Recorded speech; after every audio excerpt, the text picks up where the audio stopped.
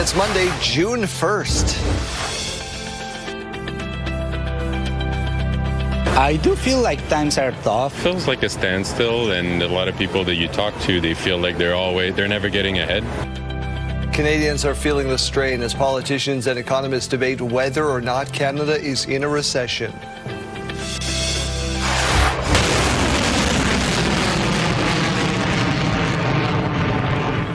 Iran and the U.S. trading strikes yesterday. I personally do not believe that the agreement will go away. And the deadline is quickly approaching for a review of CUSMA. Former Canadian ambassador to the U.S. Kirsten Hillman believes that the U.S. will want to keep Canada around. Stay with us, Saskatchewan. Your morning starts right now.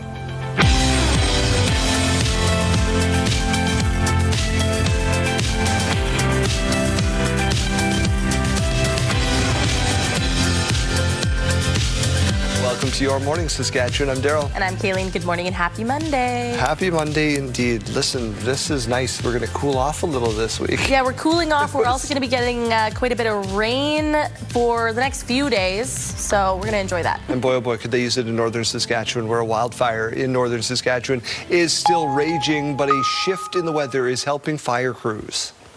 Everybody is calm and staying cool and collected and just taking problems as they come and taking one step at a time. It's burning across roughly 19,000 hectares of forest in the rural municipality of Shellbrook. Smoke had been making it difficult for crews to operate water bombers, but humid weather over the weekend has reduced the billowing smoke. 70 homes in the southern part of Shellbrook were ordered out on Friday night. Unclear when they'll be able to return to town. Officials say they were working on fixing 20 roads in the community that had been washed by flooding just before the fire started. And it's been 1 year since a northern Saskatchewan community was devastated by wildfire, and with this year's wildfire season now ramping up, some residents worry a repeat of last year's events could be on the horizon. CTV's Alex Karpa reports.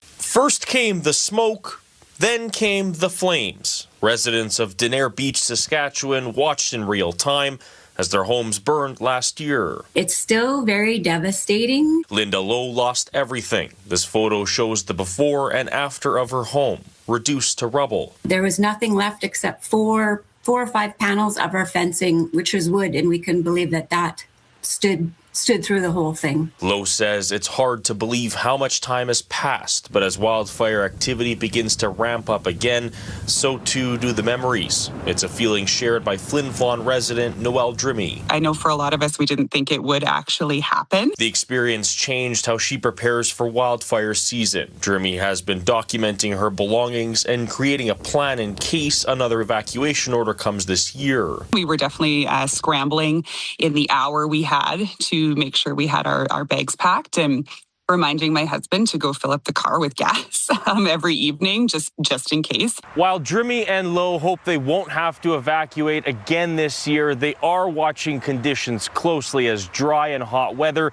continues to fuel fires across Manitoba. According to the province's wildfire map, 19 fires are burning, with 4 deemed out of control. We're starting to see lots of lightning and lots of lightning cause, so we've got both ignition sources kicking into gear. And so I expect things to be quite active in the next 7 to 10 days. For Lowe, this past year has been difficult. The memories remain as vivid as the night the wildfire tore through Denair Beach. I remember just feeling that utter sickness and despair when we were watching our home cameras the night we knew that we were going to lose everything. Hoping she and her family never have to endure that experience again. Alex Karpa, CTV News, Winnipeg. Canada has been given a near-failing grade on an annual report on poverty. Food Banks Canada gave Canada an overall D+ for managing poverty. It says the situation is urgent, with incomes not meeting the cost of living in this country. Bottom line, the cost of rent, food and gas are all up, and incomes are not. The report found people who have jobs now make up 1 in every 5 food bank clients across the country. There are also fewer jobs to go around, with nearly 3 unemployed Canadians for every position available. Canada was given an F in poverty measures, with the national poverty rate now sitting at 11.1%. Quebec received the highest provincial grade with a C. The call now is for more affordable housing, improved social assistance, and increased wages. Alberta's premier hasn't given up on Canada, she says. She made the comment Saturday during her call-in radio show. Smith says the recently signed MOU to build a pipeline in BC is one example of improving relationships between Alberta and Ottawa, but she admits not everyone feels the same and suggests one way to fix that is voting in the October 19th referendum. If you want to have a protest, because there are a lot of people out there who want to vote to leave just because they want to send a message to the East. And I would say send the message by giving me a strong mandate on the 9 questions I'm asking about the Senate and about provincial jurisdiction and about appointing judges to the court and about immigration. That's the way that you send a very strong message that you don't like the way things are right now. We need to fix them.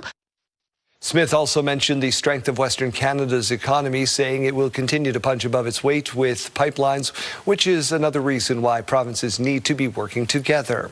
The WHO Director General visited the new Ebola treatment center in the DRO today, with the epicenter of the outbreak. The health officials now say aid groups are working to contain it.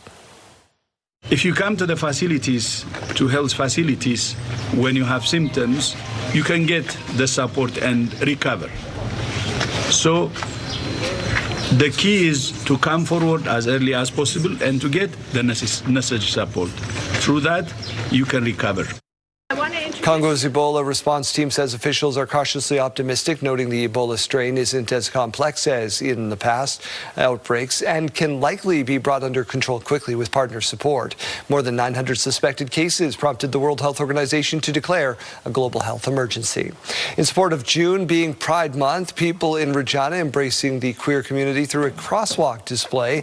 Volunteers of Queen City Pride were outside painting the flag on the crosswalk between 12th Avenue and Hamilton Street. This year, the group says they were thankful to have local businesses reach out to them to sponsor the supplies needed. Despite receiving negative comments when painting the display, members say representation matters. By doing stuff like this, it seems like it's a small thing, but it can make a huge difference just in someone's day. You know, somebody passing by on the street is going to see that. That's a huge deal for them, especially kids that are growing up, you know, in a conservative province like this. Referring to the government of Saskatchewan's pronoun policy, also known as Bill 137. Next Sunday, the group will be painting the pride flag at the Cathedral crosswalk. Heated rivalry scored big at the Canadian Screen Awards. I'm honored to be Canadian, and this is fantastic. The cast and crew of Heated Rivalry, thank you for being such a warm space.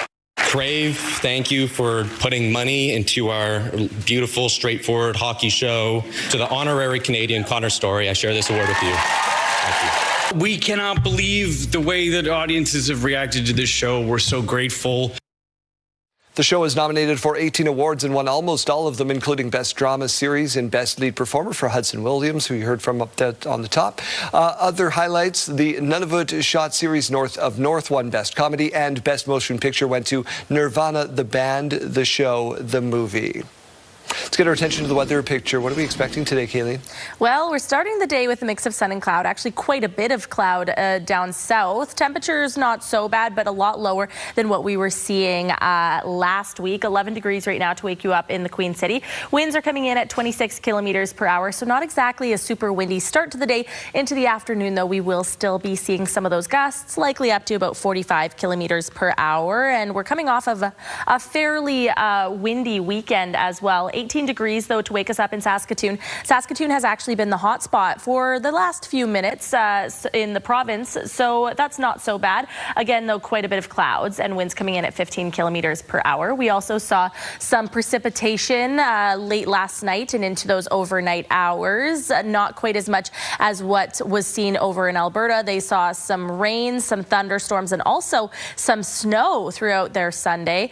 We're also expecting some more rain on the way away. We're already starting to see some of that this morning. So if you're waking up with us from a lot of those areas down south, between Estevan and Yorkton, seeing some thunderstorm activity to start the day, and right along that border in the southwest corner, also seeing some of that. Right into the afternoon hours, we will be seeing some light drizzle around Saskatoon, around Yorkton as well. The Battleford's also going to be seeing some of that thunderstorm activity as we get into the afternoon hours. We do have the risk of these being quite strong thunderstorms, but it's not a large one that's coming in on our system. We are seeing more of that risk of thunderstorm coming in tomorrow morning. You see that mainly down through the southeast corner of the province, Estevan and Yorkton, of concern there.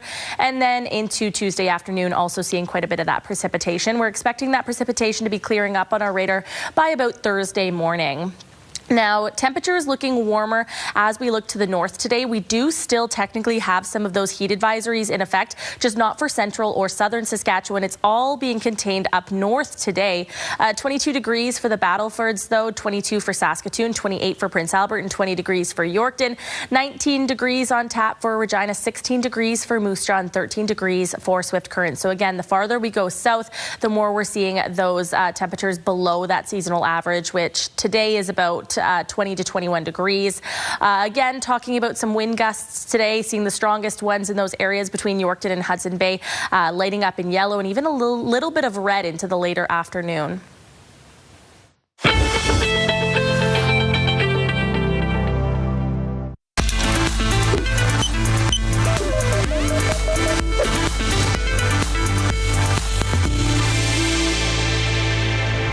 As more Canadians turn to fertility treatments, they're finding a patchwork of support depending on where they live.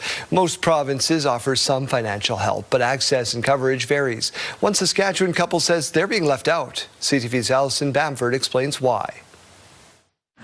Marley Kotlak and Britt Sipola are counting down the days until their wedding and researching the next steps for their future. It just seems like the natural next step to start planning a family. An expensive endeavor for the same-sex couple considering intrauterine insemination, or IUI. Sperm donation alone would cost them $16,000. I can think of like 3 different repairs that our house needs that we have to defer. Saskatchewan's fertility treatment tax credit announced last year refunds 50% of eligible treatment expenses up to $10,000, but excludes travel costs and the purchase of sperm or eggs outside of the province. It really feels like straight couples are being supported with this initiative and queer couples are being left out. There's only one sperm bank in all of Canada. Most donor sperm is imported from the United States, which one lawyer says highlights a greater accessibility issue. What I often say to my clients is this is probably going to be the most expensive thing you ever do, other than buying a house. Saskatchewan's finance ministry acknowledged the broad range of fertility cases and said the tax credit is applied consistently, regardless of marital status, gender, or sexual orientation. But one advocacy group says that doesn't mean it's equitable. So it certainly helps some. The challenge still remains an upfront out-of-pocket cost. The province says it will review the program once tax data is available to determine if changes are needed. For now, Kotlak and Sipola will continue putting away money and positivity. Really trying to keep a clear head about it and just go in with good hopes and expectations. For a dream they hope can become reality. Alison Bamford, CTV News, Saskatoon. Health Report, brought to you in part by SEIU West, Saskatchewan's first healthcare union.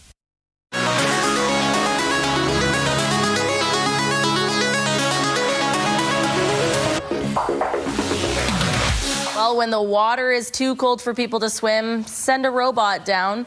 Students in Switzerland have designed a robot to explore water under the ice-covered alpine lakes. The autonomous robot is called Polaris. It's designed to measure ice thickness from below the surface. This method is measurement is more accurate and more consistent. The data will help local officials decide if the ice is thick enough for winter activities. Oh, okay. So the tried and true park a truck on there and see if it sinks isn't when it cost effective anymore. When it comes to people's safety like this one, I'm on board with the robots. My goodness. Okay, let's do a question of the day and have some fun.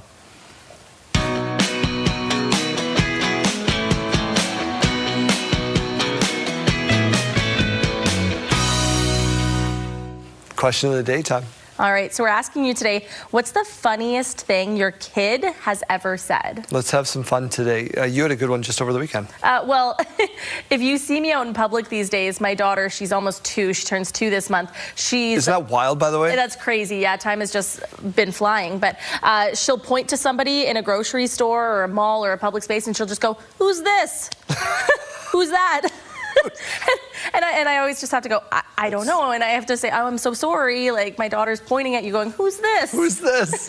Like, Mom knows everybody. Yeah. One of my favorites is driving along, and Mateo says, "Dad, just remember not to drive into the trees or on the grass." Awesome. Because that's a concern. Why? Awesome. Why? What? Did I ever? Is there ever a point at which done that? I was swerving through wildlife and trees and stuff? We want to hear from you. What's the wildest thing your kids ever said to you? Tell us a story. Text us to 10400. Standard message rates may apply, or scan the QR code that is on your screen. Let's take a look at the city of Saskatoon, those wonderful rivers and lakes. We're back right after this.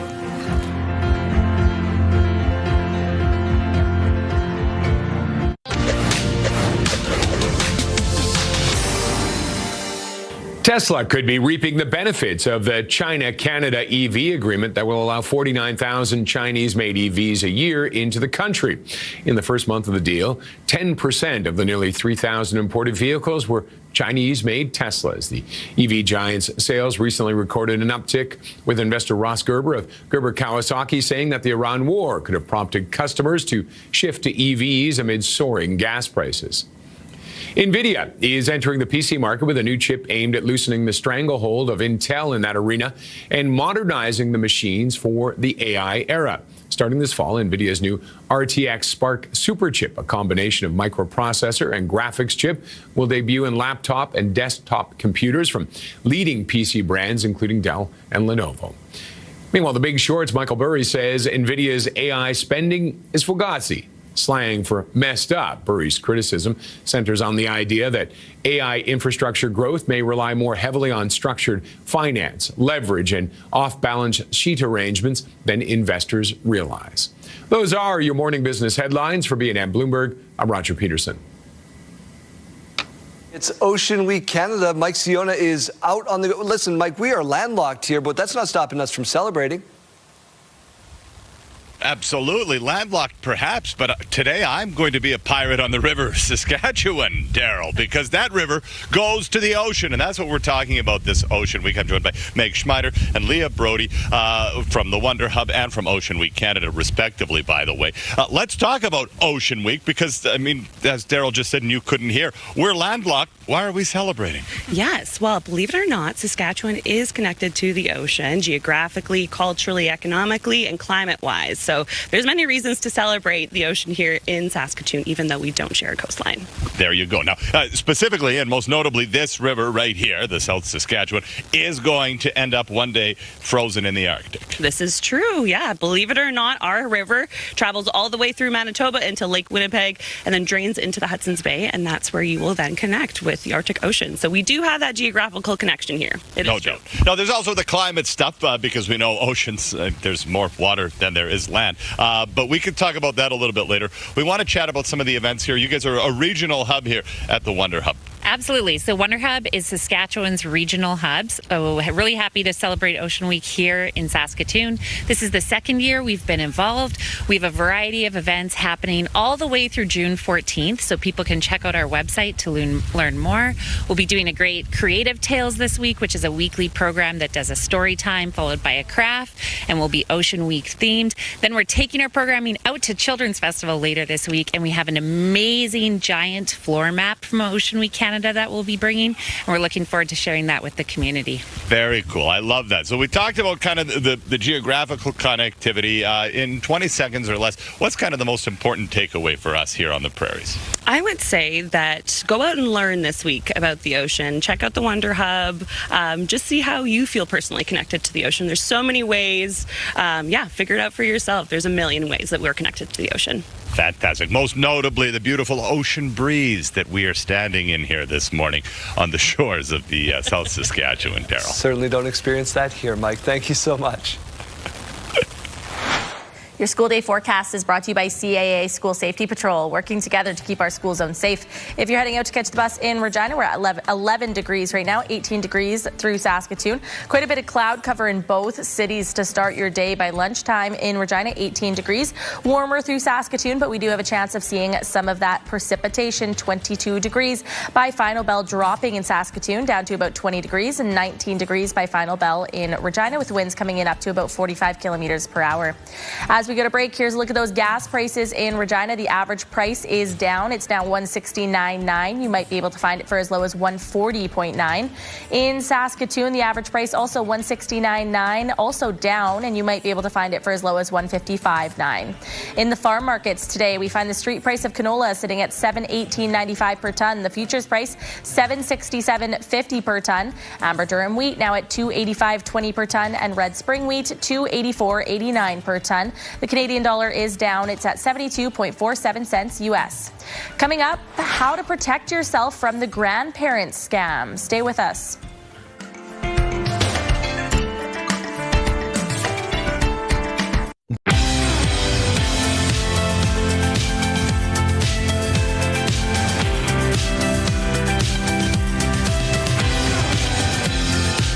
Good morning to 6:30. The economy top of mind for so many Canadians these days, facing a mix of affordability challenges. The opposition leader is calling for an emergency debate on the matter, as some experts now say the country is in a technical recession. Jeremy Sharon starts us off.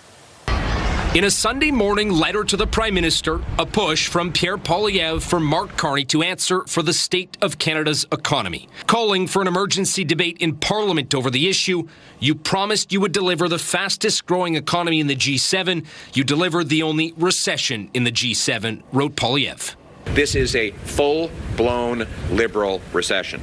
A Friday report from Statistics Canada showed the country's economy contracted slightly for a second straight quarter, meeting the technical definition of a recession. Poilievre lays the blame on the government.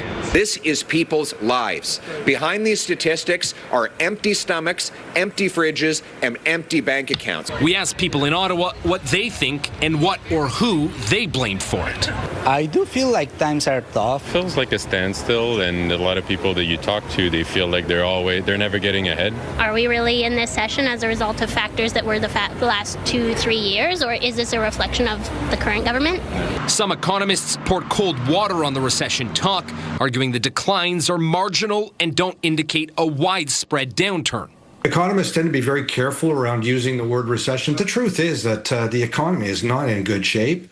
Through most of 2025, we struggled up and down. But most are clear the country's economy is struggling to gain traction, and that can't be ignored.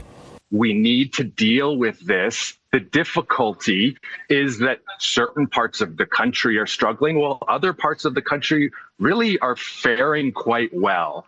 In a statement to CTV News, the finance minister's office called Poilievre's letter political theater, chalking up the downturn to external factors like the U.S. trade war and pointing to efforts to build new global relationships and attract major investment here at home. Sweden's Prime Minister says there may be a place for Canada in the European Union. It's not for me to say, but the European Union is a very welcoming club for like-minded. I think in a turbulent Ulf Christopherson made the comments on CTV's question period yesterday after he was asked for his opinion on comments by other world leaders that Canada should join the EU. Ottawa is about to enter negotiations to purchase an aerial surveillance system developed in Sweden. Canada is also considering the purchase of new fighter jets from the Swedish manufacturer Saab. Saskatoon's Hampton Village community is showing their support after a fire last Friday. That fire destroyed 4 homes and damaged 2 others on the 400 block of Curie Crescent. Since Friday, a number of virtual fundraisers have been created to help those who are impacted. One of those created by the India Curry House, a local business whose 4 employees lost their home in that fire. They gave me a video call, but they were all crying. Everybody was crying because they lost their passports and everything. And not just that, documents and jewelry and valuables are apart from the memories, right, which they accumulated in that house for the last 2 years. This fundraiser and several others for those impacted by the fire are accepting donations online. There have been another exchange of strikes between the U.S. and Iran. The U.S. Central Command says it hit Iranian radar and drone sites over the weekend. The U.S. is calling the action self-defense. Iran's Revolutionary Guard released video this morning of what they say was a missile launch targeting the base used by the U.S., which is believed to be located in Kuwait. This morning, Kuwait condemned Iran's attack, saying it's taking all necessary measures to defend its territory. 4 sisters in Regina, all in their 90s, are celebrating a milestone birthday for one family member. To you, happy birthday, dear Polly. In honor of Polly Everly, turning 100 years old, hundreds of friends, family, look at the group, my goodness, came out to wish her and her 3 sisters, who are at the ages of 93, 94, 96, and of course 100. The family of 7 grew up in southeastern Saskatchewan, farming in the Fillmore and Momart areas. Sisters say it was a privilege to be so close to one another. We feel old because my sister is the oldest. I'll dance yet. I can't see very good, eh? Otherwise, I'm 100 perfectly. This is the best story you're going to see on the day on this show. Family members say they wonder if they carry some good genes to live as long as these 4 sisters. The Saskatchewan Roughriders have unveiled their Grey Cup championship rings. This is the ring presented to players, coaches, and staff during a private ceremony in Regina last night. They were crafted by Barron Championship Rings and were designed with the help of quarterback Trevor Harris, linebacker Jameer Thurman, now retired long snapper Jorgen Hughes, and head coach Corey Mace, along with the GM Jeremy O'Day. It features 5 stones symbolizing the teams of 5 championships. The Riders open their season, of course, at home against the BC Lions on Saturday, June 13th. Sure look fancy. The World Cup is just 2 weeks away, but Saturday was a big day for soccer fans with the Champions League final.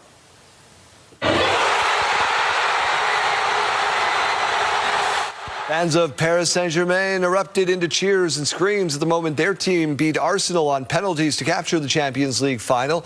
It's the 2nd year in a row PSG has claimed the trophy. And I was pretty happy about it. Whenever the Mamba need help, they just yelp for help. Appealing for a foul that doesn't come. Fuller inside. Bediako with the flush. The Saskatoon Mamba wore special Paw Patrol jerseys last night, knocking off Scarborough 90-88. Tevian Jones had 18 points and 6 rebounds in the win. And I hope the broadcasters use all kinds of Paw Patrol lines in that. Let's get to the weather forecast. What do you got behind you there? Well, we're talking about some hot and cold spots in the province, which a few communities have been battling it out for in the past few minutes. About 20 minutes ago, Saskatoon was the hot spot. It comes down to decimal points, but we have somebody new in the lead. It's Melfort at 19.0 degrees right now to wake you up. The cold spot, East End, down through that southwest corner of the province, only sitting around 7 degrees right now. The hot spot in Canada is in the prairies. It's in Manitoba at 20.5 degrees. The Canadian cold spot is in the Northwest Territories at -10 to start the day. Here's a look at current temperatures all across the province, though. We talked about Melfort there, but Nipawin also in consideration for the hot spot. It comes down to those decimal points. Again, 18 degrees right now, 16 degrees through Prince Albert, 16 degrees through Hudson Bay. Down in the south, we're looking just a little bit cooler. We mentioned East End, but Assiniboia is at about 10 degrees. Joining them at 10 degrees, Weyburn and Estevan to start your day. 17 degrees through Yorkton, 18 degrees now through Saskatoon, and 11 degrees through Regina. Into the afternoon hours, we are seeing a few communities with some rain on the way. It's not going to be a ton of rain, but the temperatures are looking warmer the farther north we look in the province today. 28 degrees for Prince Albert, 22 for Saskatoon, 22 for the Battlefords as well. 19 degrees in Regina, 16 degrees for Moose Jaw with that cloud cover continuing on through the afternoon. 16 degrees for Weyburn with a bit of that wind impacting your afternoon, and 18 degrees for Estevan. We said it's not going to be a whole lot of rain, but here's a look at what we're projecting right now. About 1 millimeter for Saskatoon this afternoon, about 2 millimeters for the Battlefords, and 2 millimeters expected for Yorkton. Those numbers can and likely will fluctuate a little bit throughout the morning. We'll keep you updated though. And here's a look at that 7-day forecast. So the chance of seeing some rain continues until the end of the day on Wednesday for Regina, but we do also have a risk of seeing some thunderstorms for the next couple of days. 21 degrees tomorrow with that, 19 degrees on Wednesday. We are seeing things clear up for the most part on Thursday, 20 degrees, 21 on Friday with the chance of rain returning. Saturday's looking really nice to get outside, but then the chance of thunderstorm does return on Sunday. In Saskatoon, also seeing the chance of some rain, risk of thunderstorms for the next coming days. 20 degrees tomorrow, 18 degrees by Wednesday. Again, things are clearing up by Thursday, 20 degrees, 23 degrees on Friday, and Saturday, again, a great option to get outside before the rain returns on Sunday.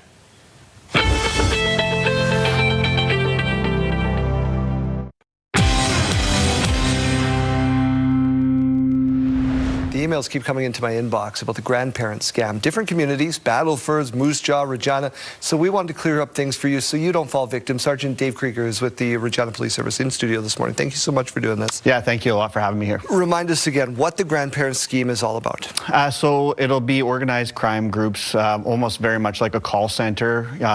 People will get a phone call saying, usually one of two stories, either that the grandson or granddaughter has been in an accident or has been caught with drugs in a vehicle, and the person on the other side will ask for money in exchange for bail, and obviously it's a con. We've talked about this before, multiple times. Many times. You were here maybe 3-4 months ago. We did the same thing.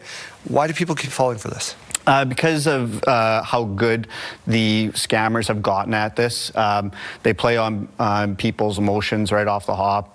There's a sense of urgency. They tell people, you know what, there's a gag order, so if you say anything to anybody, your grandson will fall or stay in jail for a bit. So people just fall victim to it because they are wanting to help their grandson, granddaughter. Yeah, so you get that emotion, you play on that. What should we do? If I get this phone call, am I hanging up right away? Yeah, if you get any phone calls where it's saying, you know what, your grandson's here, call your family members, whatever. The police will never put a gag order on you, nor will we ever call to ask for money, neither will the courts. If you ever have any questions, hang up the phone, call the police, and we'll be happy to tell you if it's a scam or not. And if it's not a scam, how you go about doing that. But like I said, we'll never ask for money, neither will the courts, so any of these calls are going to be scams. How much more of your time per year is going to financial crimes like this? I'm in the financial crime section. It's every single day. There's a scam of some kind. Right now we're at about $75,000 lost in grandparent scams alone, and that's we've had about 13 reported to us, and we know that there's a lot that aren't getting reported for a number of different reasons. Shame. So shame, is pretty much the big one, especially with grandparent scams. So. What other ways can we protect ourselves? Are we changing passwords on a regular basis? What are we doing? There's so many different things you can do, making sure passwords are protected, not clicking on links if you get unknown emails. Always checking the source. So if you get an email that it might look like it's from, say, a bank or whatever, just call in your bank directly. And if you ever have any questions, talk to family, friends, and just run things by other people to get a second opinion before you do anything. Maybe this happens to my grandma, my dad, my uncle, whatever. Is there any chance we get this money back? It's a very slim chance. It's like last year we recovered about $30,000 from just random people. This year we're at about $16,000 that we've recovered. Usually that's if we're able to catch a courier that's picking up the cash, but there's more and more sophisticated ways that the scammers are doing this, so it's very tough for us to get the money back. Sergeant, thank you for doing this again. Yeah, you're very welcome. Thank you. Don't fall victim. Hello there, Matt Scooby in the Sports Center newsroom with your must-see moment from Sunday. We go to the Diamond for this one. Phillies taking on the Dodgers. Man on. Brody Baez in the first when he smacks one deep to center. But check out Justin Crawford makes a leaping catch and face plants into the wall in the process. The son of former All-Star Carl Crawford showing off the defensive skills and earning your must-see moment from Sunday. And today on TSN, we've got a full day of Round 4 coverage from Roland Garros, including number 4, Felix Auger-Aliassime taking on Alejandro Tabilo. It all starts bright and early at 5 a.m. Eastern on TSN 5 and 1. That's all from the Sports Center newsroom. Have a great day.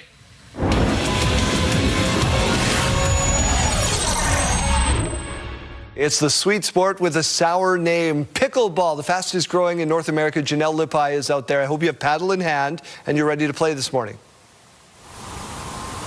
We are learning a lot here today, Daryl, and I've got Randy and Krista with me to share all of this good information. Let's start with Randy here. Now, over the last 4 days, really great provincial tournament that happened. What did that look like? Well, we had 425 athletes from all over the province, supported by about 75 volunteers. Had a fantastic time over at the Queen City Pickleball Hub, and it ran very smoothly. We're absolutely thrilled to have partnered with Canadian Mental Health Regina Branch to help support programming for mental health. And so it's just been a terrific week. It's always, events are outstanding. You know they're going to start. You also know they're going to end. and so it's very good. The volunteers, the athletes, we have lots of positive feedback. Amazing to hear. And now all of these funds went to a really great place. Krista, let's start with a little bit about where they went to exactly. Yes, all the sponsorship money went to support the Canadian Mental Health Association Regina Branch. Very happy and thankful to our presenting sponsor, Dream, for supporting that. The Canadian Mental Health Association really helps bring people out of isolation and reduce the stigma around mental health. They do programming for students up to older adults, and we're so happy to participate with Pickleball Regina and thank all the volunteers who made it possible, because it is a lot of volunteers from the Canadian Mental Health Association, our board members, our staff who work there to help put this on and make it a successful event with Pickleball Regina. And so Canadian Mental Health Association is so very thankful to have the support and partnership of getting people out and active in the community. All right. Well, thank you both so very much. We'll be back soon. Once again, mental health, really important conversation. This was a great way to get involved here in the community. All right. Stay out of that kitchen there, Janelle. They'll teach you all about the terminology.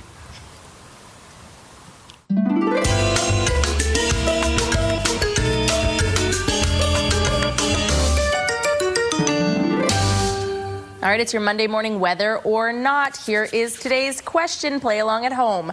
Where is the sunniest place on Earth? Is it the South Pole? Is it Canada, Zimbabwe, Mexico, or India? What do you think? Oh, I want to veer towards Zimbabwe because it stands out so much, but the South Pole looks like it probably would. I'm going to go C. I'm going to go Zimbabwe. The key word here is it's not the hottest, it's the sunniest. Sunniest. Okay, yeah. Good point. All right, so the correct answer is the South Pole. The snow reflects 50 to 90% of the sun's energy right back into space. Temperatures struggle to make it up to 0 degrees on a warm summer day, but it's very sunny. Got me. It's fun to say Zimbabwe, though. Yeah.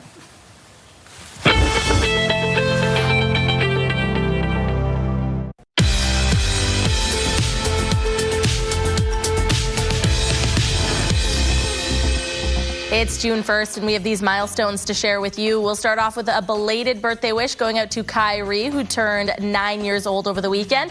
Here she is with Cushy, whose birthday is today. We hope you both are getting showered with love for your birthdays. Enjoy. Another belated happy birthday wish going out to Macy. She turned 8 years old yesterday. We hope you had a great day with love from your mom, dad, Lucas, and Carly. And a big happy birthday going out to Ryder. We hope your birthday is super special. Enjoy being 1 year older. Celebrating their sweet 16 today is Jovi. Happy birthday to you from your dad, brothers, sisters, grandma, and the rest of your friends and family. Milestones, brought to you by Harbor Landing Village, an award-winning senior care and living community in Regina. If you have a milestone coming up, send us an email to yourmorningsaskatchewan@ctv.ca or simply scan that QR code on your screen. Please send those in at least 1 day in advance.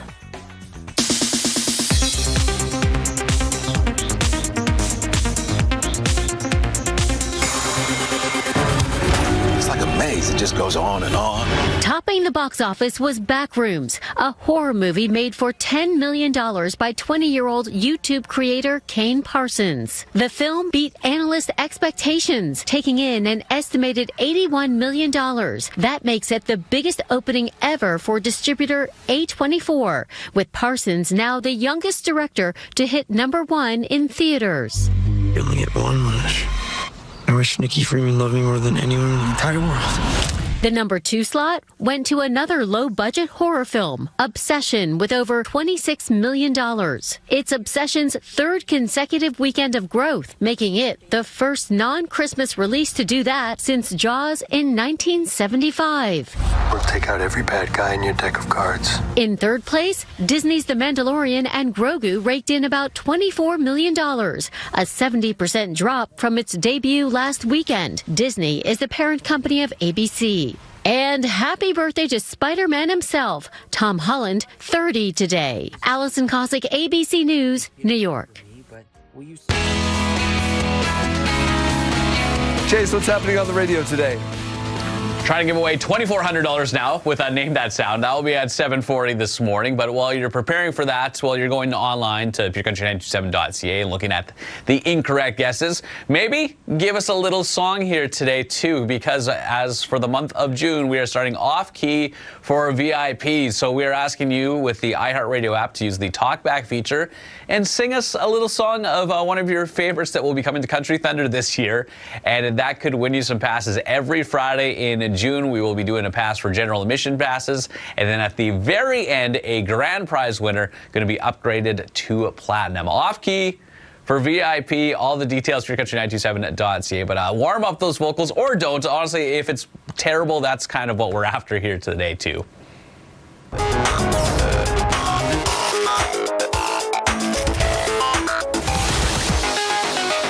What do you have for us today? Well, wedding season is here, and this bride and groom have their families fighting it out for their last name.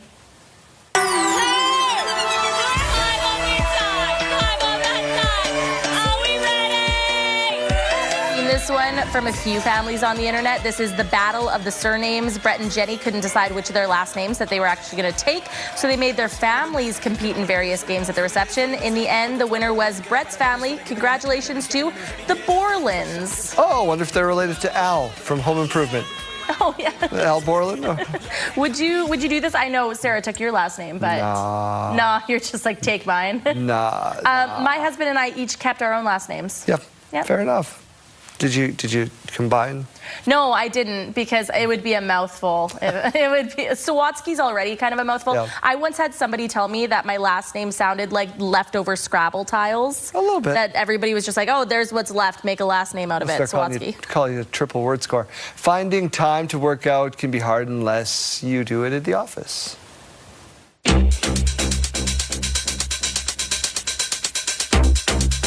Is that Fitness World Canada exercise in their office, or do they, or is it just a shameless promo? Yeah, we wouldn't be doing this. We eat a lot of donuts and cake after the show. We don't do this. Don't give away our secrets. We're back after this. It's Monday, June 1st. I do feel like times are tough. Feels like a standstill, and a lot of people that you talk to, they feel like they're never getting ahead. Canadians are feeling the strain as politicians and economists debate whether or not Canada is in a recession. We're thankful that the humidity has gone up a bit and the winds have subsided a little bit in force, so things are looking a bit calmer today. A shift in the weather is helping crews battling a wildfire that's forced the evacuation of about 70 homes in northern Saskatchewan. I personally do not believe that the agreement will go away. Former Canadian ambassador to the U.S., Kirsten Hillman, believes the U.S. will want to keep Kuzma around with the review deadline now a month away. Stay with us, Saskatchewan. Your morning starts right now.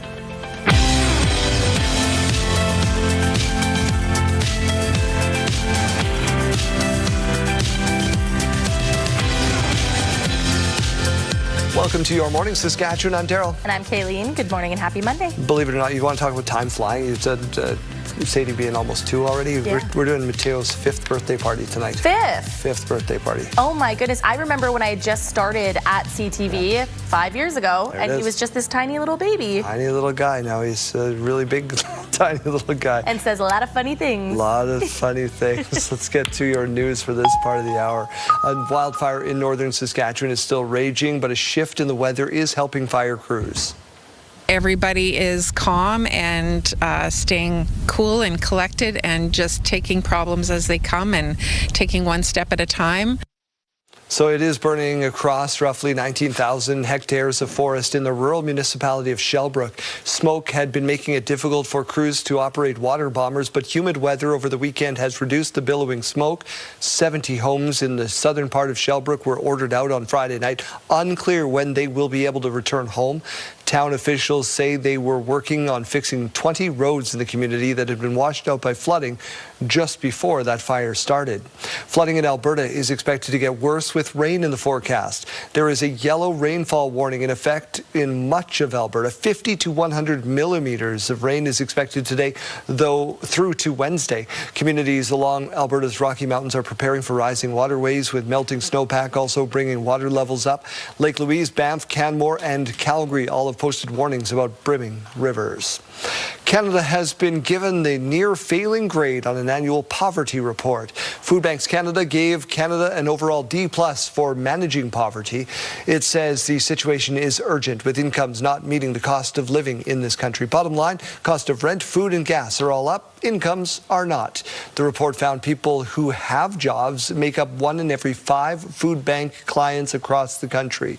There are also fewer jobs to go around, with nearly 3 unemployed Canadians for every position available.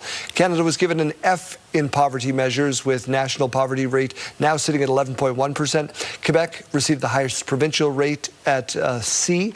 The call now is for more affordable housing, improved social assistance, and increased wages. The deadline for the review of the trade deal between Canada, U.S. and Mexico now looming. Right now, Canada is continuing to wait for its turn to begin trade negotiations with the U.S., but talks between American and Mexican officials have already started. Jeremy Sharon reports. In Mexico, North America's auto sector was front and center Friday as a first round of bilateral talks between American and Mexican officials got underway. I think it's a good barometer. The U.S. Trade Representative's office says automotive rules of origin, steel and aluminum, and economic security were priorities in a first round of talks with Mexico. Reuters now reporting Trump's negotiating team set out clear new expectations for the auto sector, that North American vehicles would need to contain at least 50% American content, a potential window into what Canada could expect. We've heard the president especially say he doesn't want Canadian cars. And we've heard Jamieson Greer up until last week saying, we don't see a path forward. This is a path forward. Flavio Volpe is a longtime industry expert and a member of the Prime Minister's Advisory Committee on Canada-U.S. Economic Relations. He testified at U.S. trade hearings in December and says Canadian cars already include nearly 50% American content. Canada is the biggest destination for American auto parts anywhere in the world, and it's not close. $29 billion of auto parts a year. And so the Americans can say that this proposal is one that supports their industry. If it happens to work for ours, it's a bonus. A signal, perhaps, of a thaw in trade tensions on the heels of a clear message for Washington from the Prime Minister in New York this week.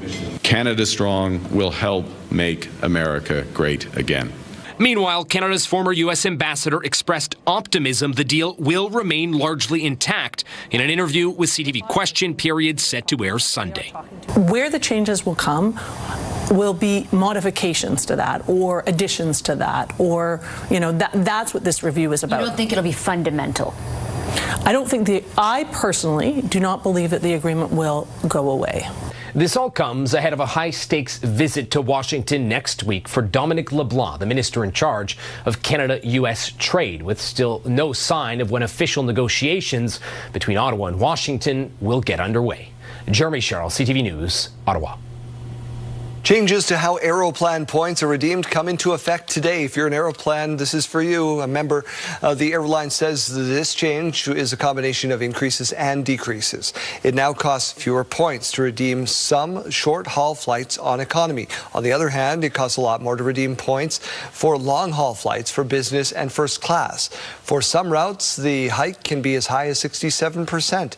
Air Canada says the change is in line with redemption costs on some partner airlines. The family of NHL legend Claude Lemieux says his brain will be donated to help research into traumatic injuries. Lemieux, who played on several teams, including the Montreal Canadiens, died earlier this week by suicide. He was 60 years old. His family released a statement saying Lemieux's brain will be donated to the Boston University CTV Center to study the effects of repetitive brain injuries. Hyundai has recalled more than 80,000 cars in Canada because of a safety risk, which could lead to an increased risk of crashing. It affects their Santa Cruz models made in 2025 and their Tucsons made in 2025 and 26.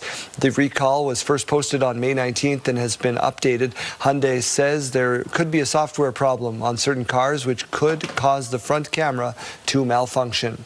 The Saskatchewan electric vehicle scene on display on Saturday at the International Trade Center in Regina. The event was hosted by the Saskatchewan Electric Vehicle Association, looking to educate drivers on EVs. I love waking up to EV that is fully charged. I can go anywhere I want to for the most part.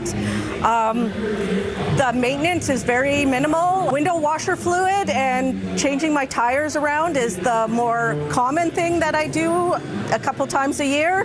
And then the cabin air filter is another thing, and also getting the brakes checked, but usually brakes last longer in electric.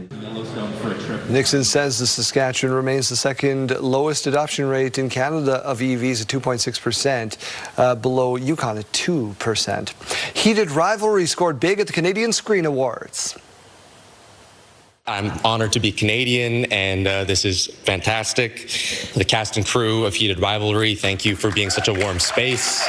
Crave, thank you for putting money into our beautiful, straightforward hockey show. To the honorary Canadian Connor Story, I share this award with you. Thank you. We cannot believe the way that audiences have reacted to this show. We're so grateful. The show, which took 200 people to make, was nominated for 18 awards and won almost all of them, including Best Drama Series and Best Lead Actor for Hudson Williams. You can see that on Crave TV. Crave is owned by CTV, Your Morning Saskatchewan. You can stream us there as well. Kayleen, there's all my promos all in one shot. I was going to say, what a shameless plug there. You're welcome. Yeah, all right, let's turn our attention over to the weather center. It's not quite as bright and sunny as what we saw last week. It's also not quite as hot as what we saw last week. We're seeing a relief from that, at least down south. Still seeing some of those heat warnings in effect far up north, though. Right now in Regina, we're at 12 degrees with all of that cloud cover. Winds coming in at 22 kilometers per hour. In Saskatoon, again, kind of a gray start to the day. 18 degrees, though, so still fairly warm. Winds coming in at 20 kilometers per hour. You can see all that cloud cover on our futurecast because we are starting with a current look outside. So what this means is that we are seeing some precipitation already in the province, quite a bit, in fact, down through the southeast corner of the province and the very far southwest corner down by the border with the United States. Not as much precipitation, though, as what they're getting over in Alberta. We were talking about that in news there. They are going to continue to get a lot of that rain today. We're only getting a few millimeters in areas around Saskatoon, the Battlefords, and around Yorkton today for Saskatchewan. But into the overnight hours, we do see more of that moving in. By tomorrow morning, we're seeing some thunderstorm activity down through the Parkland region and Estevan. We do have a risk of that making its way over to Regina and Saskatoon. It's just a lot lower. Today's forecast with those temperatures showing warmer temperatures, as we mentioned, to the north and central parts of the province down south, below that seasonal average. Once again, 28 degrees for Prince Albert, 22 for Saskatoon, 16 degrees for Moose Jaw, 16 degrees for Weyburn, and 18 degrees for Estevan. Also seeing some more of those wind gusts today. We're coming off of a fairly gusty weekend, and that is going to continue. Not quite as strong as what we're seeing over in Alberta with all of that rain, though. Regina could be seeing them gusting up to about 40 kilometers per hour. Yorkton, we're seeing them a little bit stronger into that afternoon hour, and right between Yorkton and Hudson Bay is where we're going to be seeing the strongest wind gusts. Temperatures improving tomorrow, but again, we do have a low chance of seeing some thunderstorm activity. 21 tomorrow, 19 degrees by Wednesday. We're seeing a lot of that precipitation clearing up for the day on Thursday before some more moving in on Friday.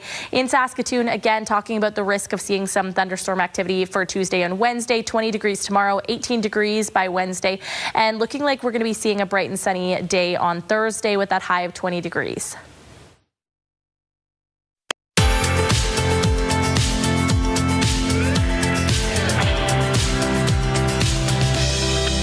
Time now for a look at your rural forecast. We are seeing a chance of shower and a risk of some thunderstorms today. 20 degrees for Lloydminster and Spiritwood, up to 24. Another hot and sunny day on tap for Hudson Bay, up to 29 degrees. Down south, not quite as warm at all. Only 9 degrees expected in Rockland with some light showers, 10 degrees in Coronach, and 18 degrees for Broadview. Again, some more of that precipitation through the southeast corner of the province. Let's take a look at Govan, where internet plans up to 1 gig are available from SaskTel. 21 degrees this afternoon, so right around that seasonal average. A mix of sun and clouds, and winds coming in up to 45 kilometers per hour. Mike Siona is on location for us. It is Oceans Week. Mike, I did a quick search. We are, from where you stand, 1,100 kilometers from the Hudson Bay. That's the Arctic Ocean inlet. 1,500 kilometers from the Pacific Ocean. 2,600 from the Atlantic. You're about as far as we can get from being in the oceans, and we're still celebrating. Yeah, absolutely. That's some great statistical work you've done there, Daryl. But we are all ocean people, irrespective of our lack of geographic proximity to those three oceans that you just mentioned. And we are here with Meg and Leah again. Leah, let's start with you and just talk about some of the activities that are happening, not just here at Wonder Hub, but across the city and the province. Yeah, that's right. So there's activities at Wonder Hub through June 14th, but then, like you said, there's activities happening throughout the province. There's things happening at Saskatoon Public Library branches over the next week. There's a Megalodon-themed event taking place in Humboldt, bird watching in Blackstrap, so people can check out the website and learn all about the different ocean and water-themed activities happening in Saskatchewan this week. Yeah, it's pretty cool. It's oceanweekcan.ca is the website. And our Ocean Week Canada ambassador, Meg, is here to talk about why bird watching and why all of these events connect us as prairie folk to the oceans. That's just it. Yeah, there's so many different ways that we're connected to the ocean. I mean, first, we can think economically, right? I mean, how would our crops from our farmers get out to market without those amazing vessels that cross the oceans for us? And how would we get all of our packages delivered when we make that click order here to Saskatoon, to your front door? And we can think certainly about how we're connected by the climate, right? I know we're all feeling the impacts of the El Nino right now, and I mean, the ocean acts as kind of this major basin to sequester all that heat. So all of the CO2 emissions that we're seeing rising and the heat temperatures is actually sitting in the ocean and impacting our weather systems. So from, here in Saskatoon, we can still feel, the impact of the ocean. Right, for sure. And then there's the cultural component on top of all of that. Yeah, absolutely. I mean, I'm a white settler here on Turtle Island in Canada. My grandparents came over here many generations ago from France to farm, and my Hungarian grandma came over here in 1956 seeking refuge for safety. So, I mean, vessels and boats have brought our ancestors here as well.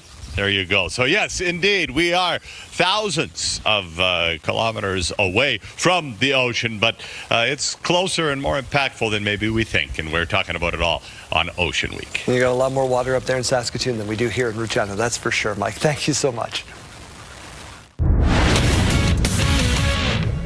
Hello there, Matt Scooby in the Sports Center newsroom with your must-see moment from Sunday. We go to the Diamond for this one. Phillies taking on the Dodgers. Man on. Brody Baez in the first when he smacks one deep to center. But check out Justin Crawford makes a leaping catch and face plants into the wall in the process. The son of former All-Star Carl Crawford showing off the defensive skills and earning your must-see moment from Sunday. And today on TSN, we've got a full day of Round 4 coverage from Roland Garros, including number 4, Felix Auger-Aliassime team taking on Alejandro Tabilo. It all starts bright and early at 5 a.m. Eastern on TSN 5 and 1. That's all from the Sports Center newsroom. Have a great day.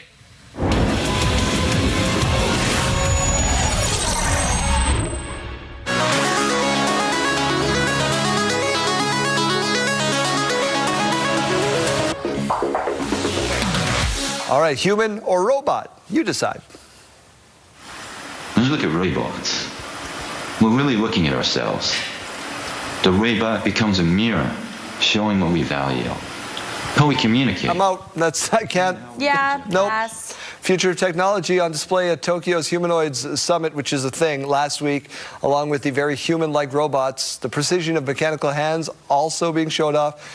There was a dancing robot section to this. Dozens of companies are taking part in this summit, including Toyota and Boston Dynamics. They're the ones that have those robot dogs everywhere. I'm so tired of the robot stories. Why are we continuing to pursue this? I like when they dance and they fall and they continue to dance while they're lying down. What is this? This is... What is that? It's just a head on legs? Why not? Okay. Okay. All right. Let's pull away from that. All right.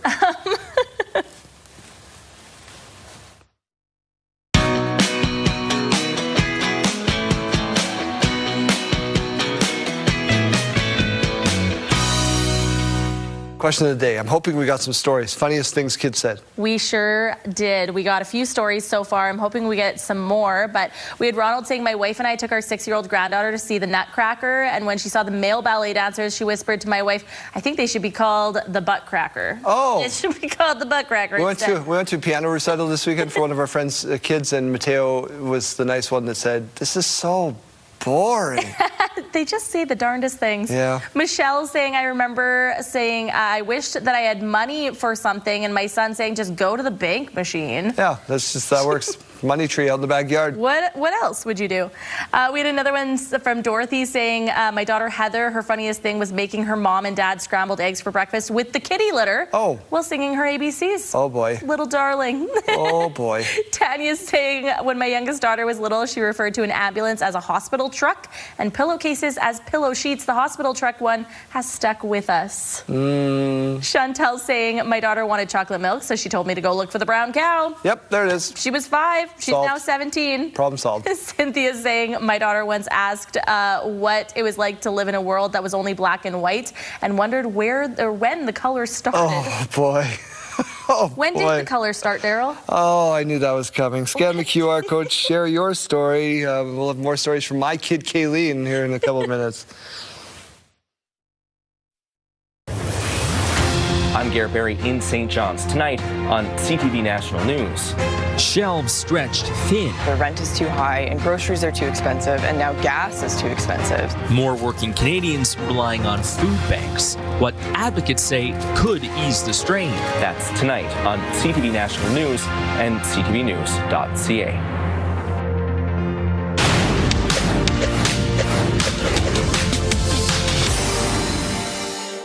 Tesla could be reaping the benefits of the China-Canada EV agreement that will allow 49,000 Chinese-made EVs a year into the country. In the first month of the deal, 10% of the nearly 3,000 imported vehicles were Chinese-made Teslas. The EV giant's sales recently recorded an uptick, with investor Ross Gerber of Gerber Kawasaki saying that the Iran war could have prompted customers to shift to EVs amid soaring gas prices. NVIDIA is entering the PC market with a new chip aimed at loosening the stranglehold of Intel in that arena and modernizing the machines for the AI era. Starting this fall, NVIDIA's new RTX Spark Superchip, a combination of microprocessor and graphics chip, will debut in laptop and desktop computers from leading PC brands, including Dell and Lenovo. Meanwhile, The Big Short's Michael Burry says NVIDIA's AI spending is fugazi, slang for messed up. Burry's criticism centers on the idea that AI infrastructure growth may rely more heavily on structured finance, leverage, and off-balance sheet arrangements than investors realize. Those are your morning business headlines. For B&M Bloomberg, I'm Roger Peterson.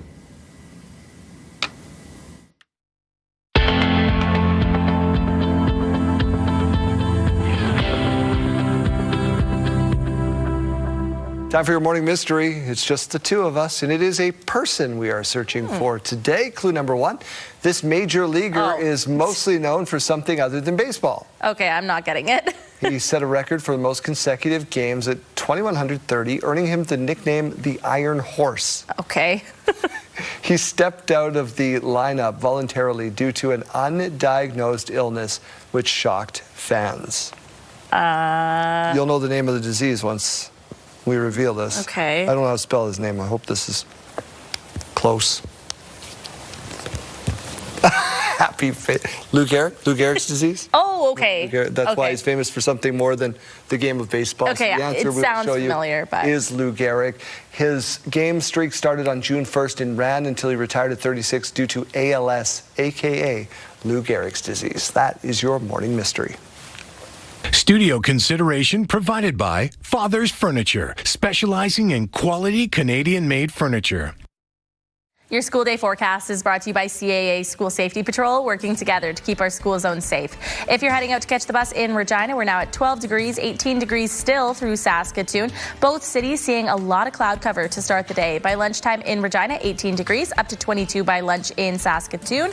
Also expecting to see just a little bit of precipitation through central Saskatchewan today. By final bell, Regina sitting at 19 degrees and Saskatoon cooling off slightly to 20 degrees. Still seeing that chance of some light rain. As we go to break, here's a look at those gas prices in Regina. Your average price is $169.9. You might be able to find it for as low as $140.9. In Saskatoon, you have the same average price, but you might be able to find it for as low as $155.9. In the farm markets today, we find the street price of canola at $718.95 per ton. The futures price $767.50 per ton. Amber Durum wheat now at $285.20 per ton, and red spring wheat $284.89 per ton. The Canadian dollar is down slightly. It's at 72.47 cents US. Coming up, your first look at the Riders' Championship rings. Stay with us.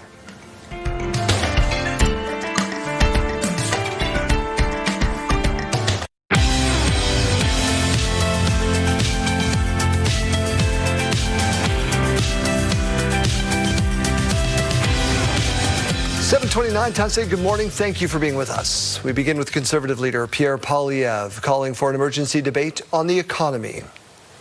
This is people's lives. Behind these statistics are empty stomachs, empty fridges, and empty bank accounts. GDP data released by Stats Canada shows the economy shrank in 2 quarters in a row. That meets the technical definition of a recession. In a letter to the Prime Minister, Poilievre says this is a full-blown liberal recession. However, some economists are pumping the brakes on the recession talk. Economists tend to be very careful around using the word recession. The truth is that the economy is not in good shape. Through most of 2025, we struggled up and down. The Office of the Finance Minister responded to Pierre Poilievre in a statement calling his letter political theatre. Sweden's Prime Minister says there may be a place for Canada in the European Union. It's not for me to say, but the European Union is a very welcoming club for like-minded.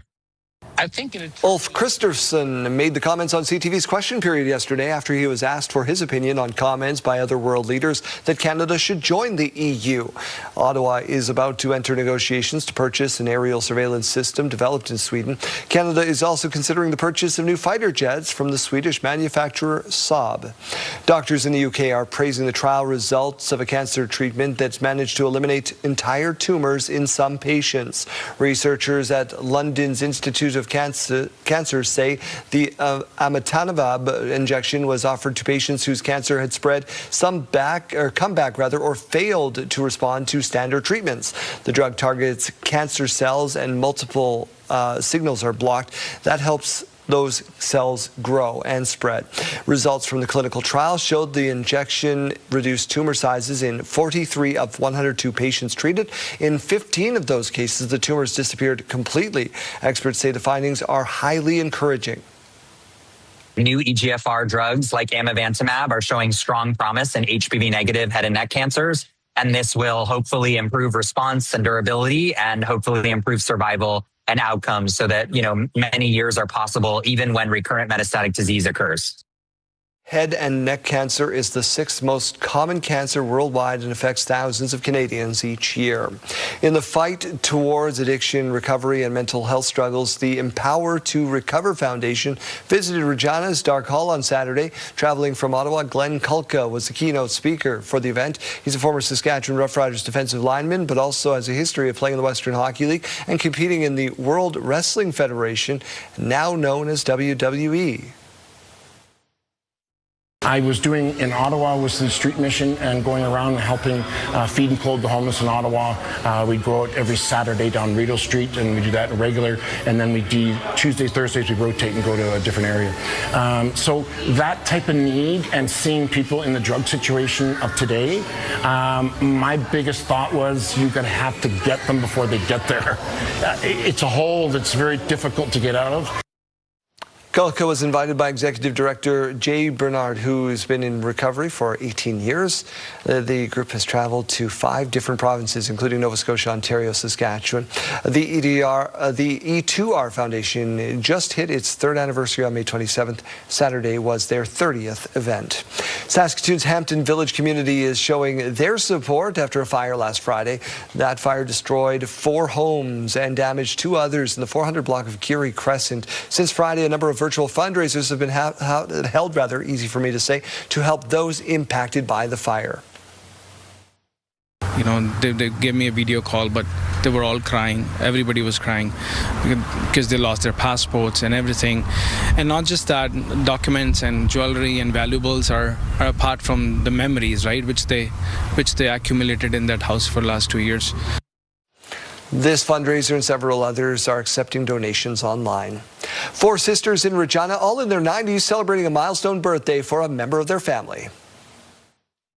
To you, happy birthday, dear Molly. In honor of Polly Everly, turning 100 years young. Hundreds of friends, family. Look at the turnout at this nice venue. That's wonderful to see. Wish her a happy birthday. Her 3 sisters were there. They are 93, 94, and 96. That's longevity, folks.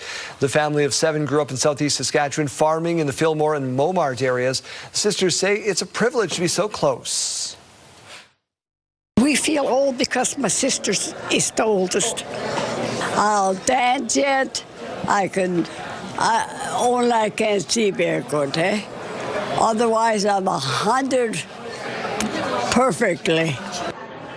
Family members say they wonder if they may carry the same good genes for longevity.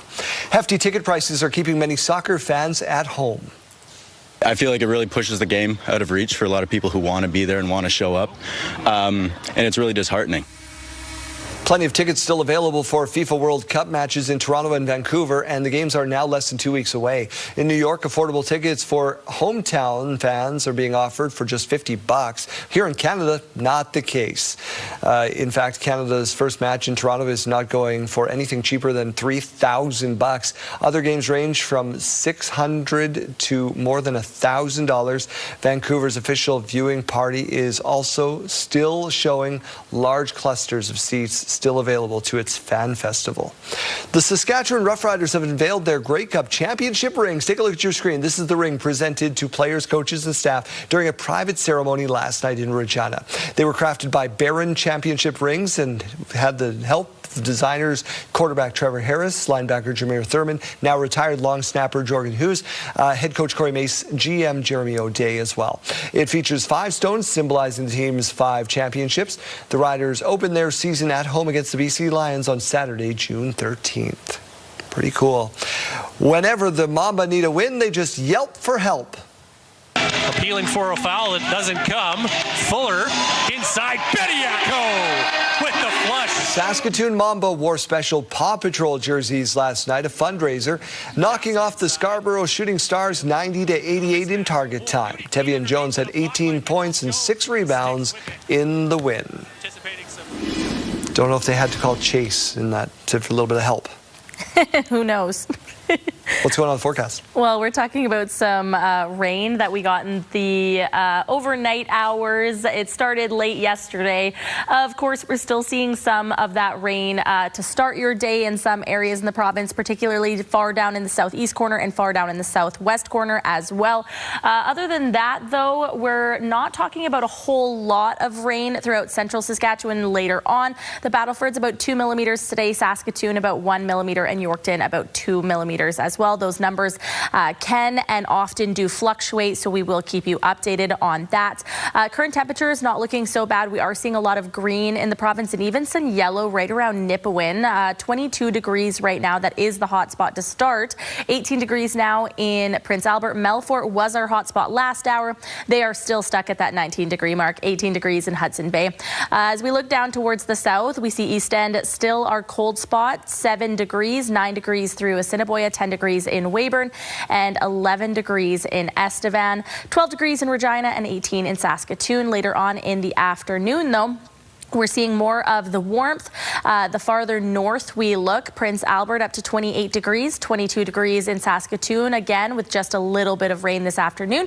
22 for the Battlefords and 20 degrees in Yorkton with that precipitation. 19 degrees on tap for Regina. Some more of those winds down through Weyburn, 16 degrees, and only 13 degrees expected for Swift Current. Again, just a little tiny sprinkle of rain. Your 7-day forecast looking like temperatures will be going up for Regina at least tomorrow to 21 degrees. That is right on the seasonal average. So very typical spring day for Saskatchewan. We do have a chance of rain and a risk of some thunderstorms moving in for tomorrow and Wednesday. 19 degrees on Wednesday, 20 degrees on Thursday. And that's when we're seeing a lot of the precipitation in the province clearing up for that one day before some more moves in for Friday. 21 degrees, 27 on Saturday, and 22 degrees on Sunday with some more rain on the way. In Saskatoon, we are falling a little bit tomorrow, 20 degrees with that risk of a thunderstorm, 18 degrees by Wednesday, 20 degrees on Thursday. As I mentioned, we're seeing a lot of that precipitation clearing up in the province on that day.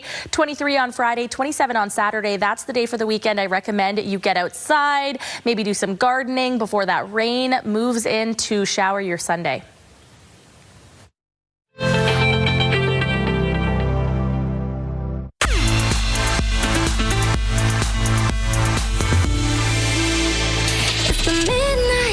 Kiss, get under the rest, sky laying on your chest like this. Hold me like the pebbles in your hand, initials in the sand. Yeah, summer isn't over yet. I don't wanna turn down ever. I don't wanna be a homewrecker. I just know I can be better. I could be the twist, the one to make you stop. The icing on your cake, the cherry on the top. It's heaven in my heart, and we could find you some space.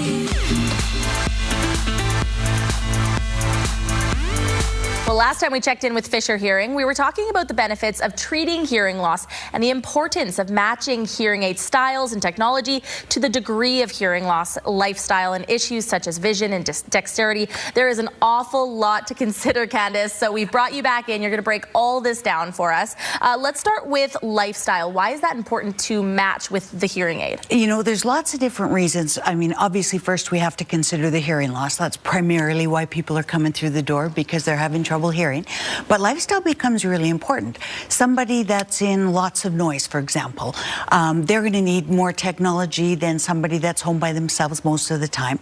Now, that said, I'm a huge believer in buy the best technology you can. Don't break the bank to do it, because that technology really does enable you to stay in the conversation. So that must be so much to consider when factoring in lifestyle, because everybody is different, unique. Everybody's walking different life paths. So we're talking about a lot of different things. How do you possibly decide what is the best fit? You know, we have to, we talk, we ask questions, we do exactly what we're doing now throughout that entire appointment and the rest of the appointments, because for somebody that's outside at all, for example, you need to have somebody that's going to manage the wind, because you have brought us such lovely wind for the last week. Sorry about that. No, you're good, you're good. But if you go outside, if you walk to the car, if you golf, if you farm, if you garden, we have to consider something that is going to manage that noise. Wind noise is very different than other kinds of noise, because we're looking at what hits the microphone, and we can't afford to have that noise, that scratchy noise that can result, interfere with speech audibility, right? We need to be able to hear. So there's other issues that we're also factoring in, though, as you mentioned last time. So we're talking about dexterity issues. We're talking about vision loss. Why are these factored in? You know, we have to consider everything, because something like Otoconzeal, everybody's asking about Otoconzeal. It's been a fabulous product. It's tiny. Everything is, you know, hidden nicely. It's great for wind. But for somebody that has dexterity issues, something like this could be an issue in terms of being able to manage that hearing aid. It's very small. The charger's very small. Somebody that has dementia, for example, I might want a charger that can only unplug in one spot, so that there's less risk of that charger maybe being put somewhere where it shouldn't be. I need to be able to consider the size. Can you actually manage putting a charger, the hearing aid in the charger and opening that lid back up, or are we better off going with something that's a little simpler? So as we mentioned, a lot to consider. People want to come on in, they want to see you and have these conversations. How can they get a hold of you? You know, give us a call, Fisher Hearing 533-1232, and we'll be happy to help you out. It's very important that if they're working well, you're going to wear them. Candace Fisher here to help your hearing. Thank you so much for your time. Thank you. What's happening in our community. The Assiniboia Garage and Yard Sale is happening June 6th throughout Assiniboia. Call 306-640-8800. Pony Express on the Prairies is happening June 6th at 10 a.m., starting in the town of Francis and ending in Fillmore. Call 306-861-7136. An Old Time Dance is happening June 6th at 7:30 p.m. at the Hazeldale Recreation Center. Call 306-547-4284. And Show and Shine is on June 7th at 11 a.m. at the A&W on Albert Street and Avonhurst Drive. Call 306-537-0675. Submit your event to our community by visiting our website, ctvregina.ca, click Community Calendar, or scan the QR code on your screen.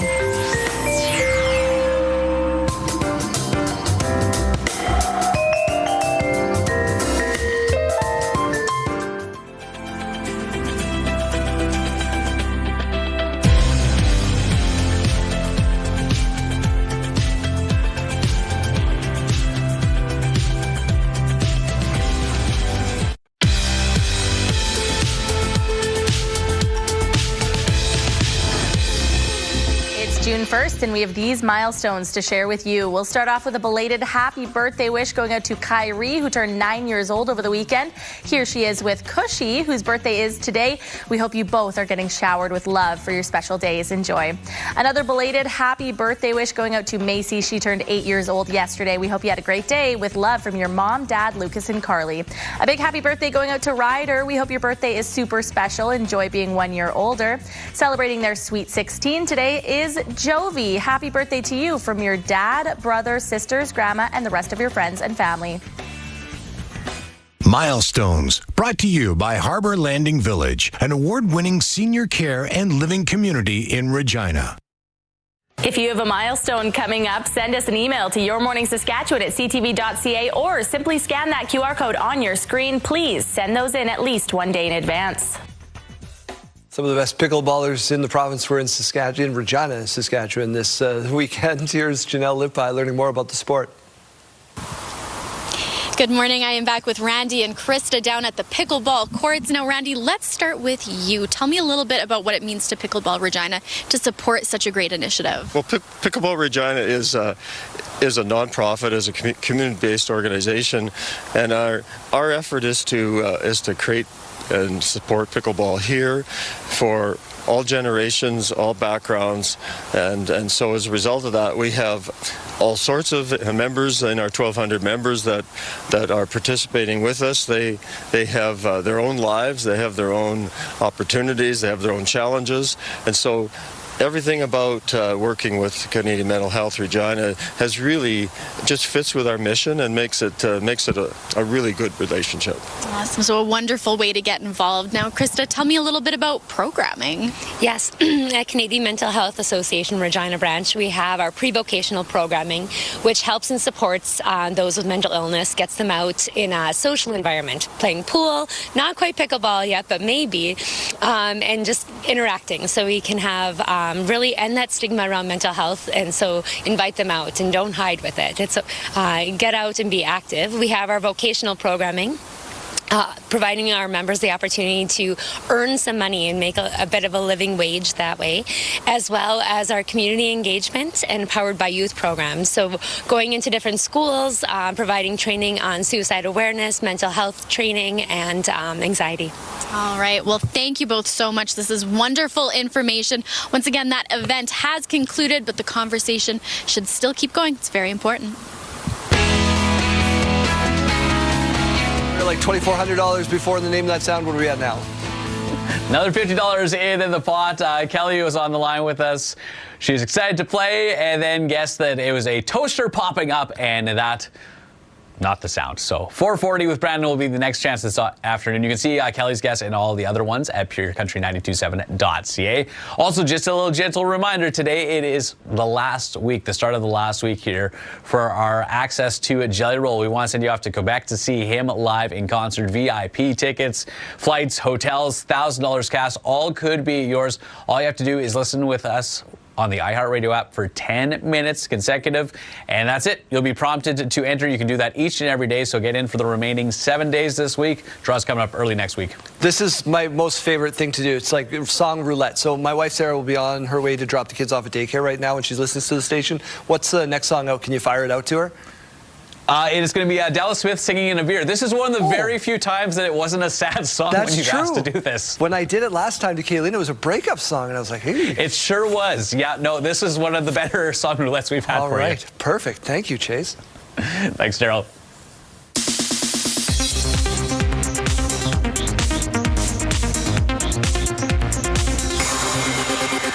Diamonds are a girl's best friend. If diamonds are forever, then perhaps so is Marilyn Monroe.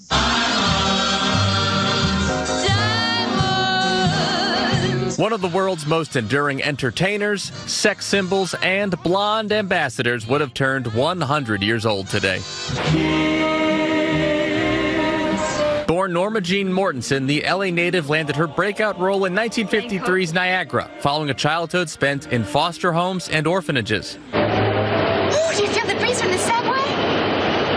Isn't it delicious? With now classic films like The 7-Year Itch, I wanna be loved by you. and Some Like It Hot, Monroe emerged as one of the 1950s biggest box office draws. The latter landed her a Golden Globe for Best Actress in a Comedy. Joe connects with a solid blow. Meanwhile, off-screen, she got a diamond ring from King of the Diamond Joe DiMaggio in 1954, before then marrying playwright Arthur Miller just 2 years later. They split in 1961. Happy birthday, Mr. President. Just before, Monroe famously serenaded President John F. Kennedy at Madison Square Garden the following year. However, it was only a few months later that her mysterious death from overdose shocked the world after she was found in bed at her California home. She was 36. My feeling for her is beyond belief. It was always that way.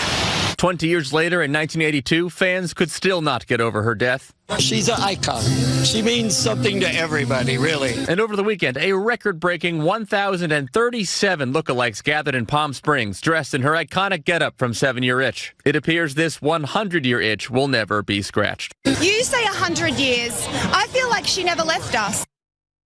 And here is a quote from Monroe to think about today. Quote, "We should all start to live before we get too old. Fear is stupid. So are regrets." In New York, for ABC News, I'm Danny New.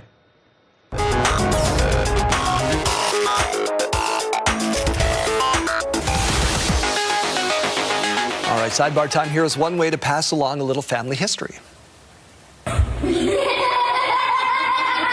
Your dad. They're so terribly cute. Oh, this is baby dad. October 19th. This family held a Know Your Parents PowerPoint presentation so the kids can know a little bit more about mom and dad. And one of the best lines I saw when I watched this video was mom said, "Yep, mommy had some bowl cuts." Yeah, no, I saw this. I think this is such a cool idea because kids don't often know, like, where were your parents born? Yep.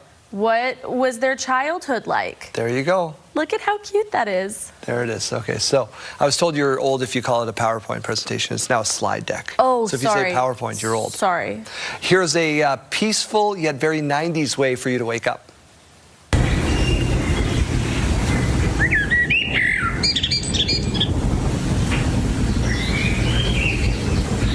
Oh whistling out a little bit of Bach was smash hit Barbie Girl.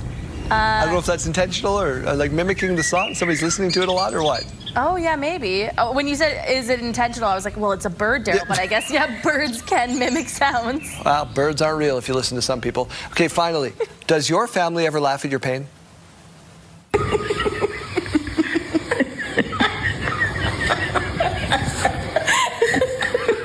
What are they giggling at so fiercely? Well, they're watching a video of a woman who was riding her bike, fell and broke her wrist in 4 places like 3 years before that. I'm glad they can laugh about it now. Okay, so it's them. It's not just somebody else. No, there she is, falling off, breaks her wrist, and now they're watching this video on their phones and giggling at it. Yeah, Janelle, like that. Janelle watches a video of me falling off a dresser when I was in 8th grade, and she still laughs. Oh, I need to see that much video. at it. I need to see that. Let's go to break so I can watch that.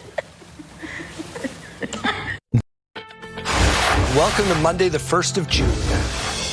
I do feel like times are tough. It feels like a standstill, and a lot of people that you talk to, they feel like they're never getting ahead. Canadians are feeling the strain as politicians and economists debate whether or not Canada is in a recession. We're thankful that the humidity has gone up a bit and the winds have subsided a little bit in force, so things are looking a bit calmer today. A shift in the weather is helping crews battling a wildfire that's forced the evacuation of about 70 homes in northern Saskatchewan.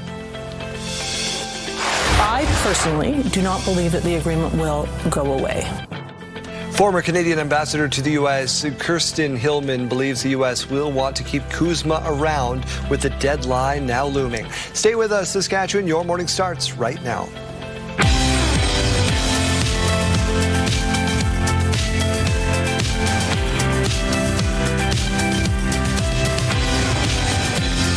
Welcome to Your Morning Saskatchewan. I'm Daryl. And I'm Kayleen. Good morning and happy Monday. We got Mateo's 5th birthday party coming up later today. We rented the trampoline place. Also, a Monday birthday party. Well, so you don't want to get 4-year-olds trampled, and the people at the trampoline place were so kind to say Monday's your night. But as a parent, if somebody invites me to a birthday party on a Monday night, as I'm trying to, get set up for the week and make dinner, and a Monday. Birthday's the 15th, then Saturday we're flying out. Oh, that's right. That's right. You guys get to, the inmates get to run the asylum. It's 8:01. Let's get to news.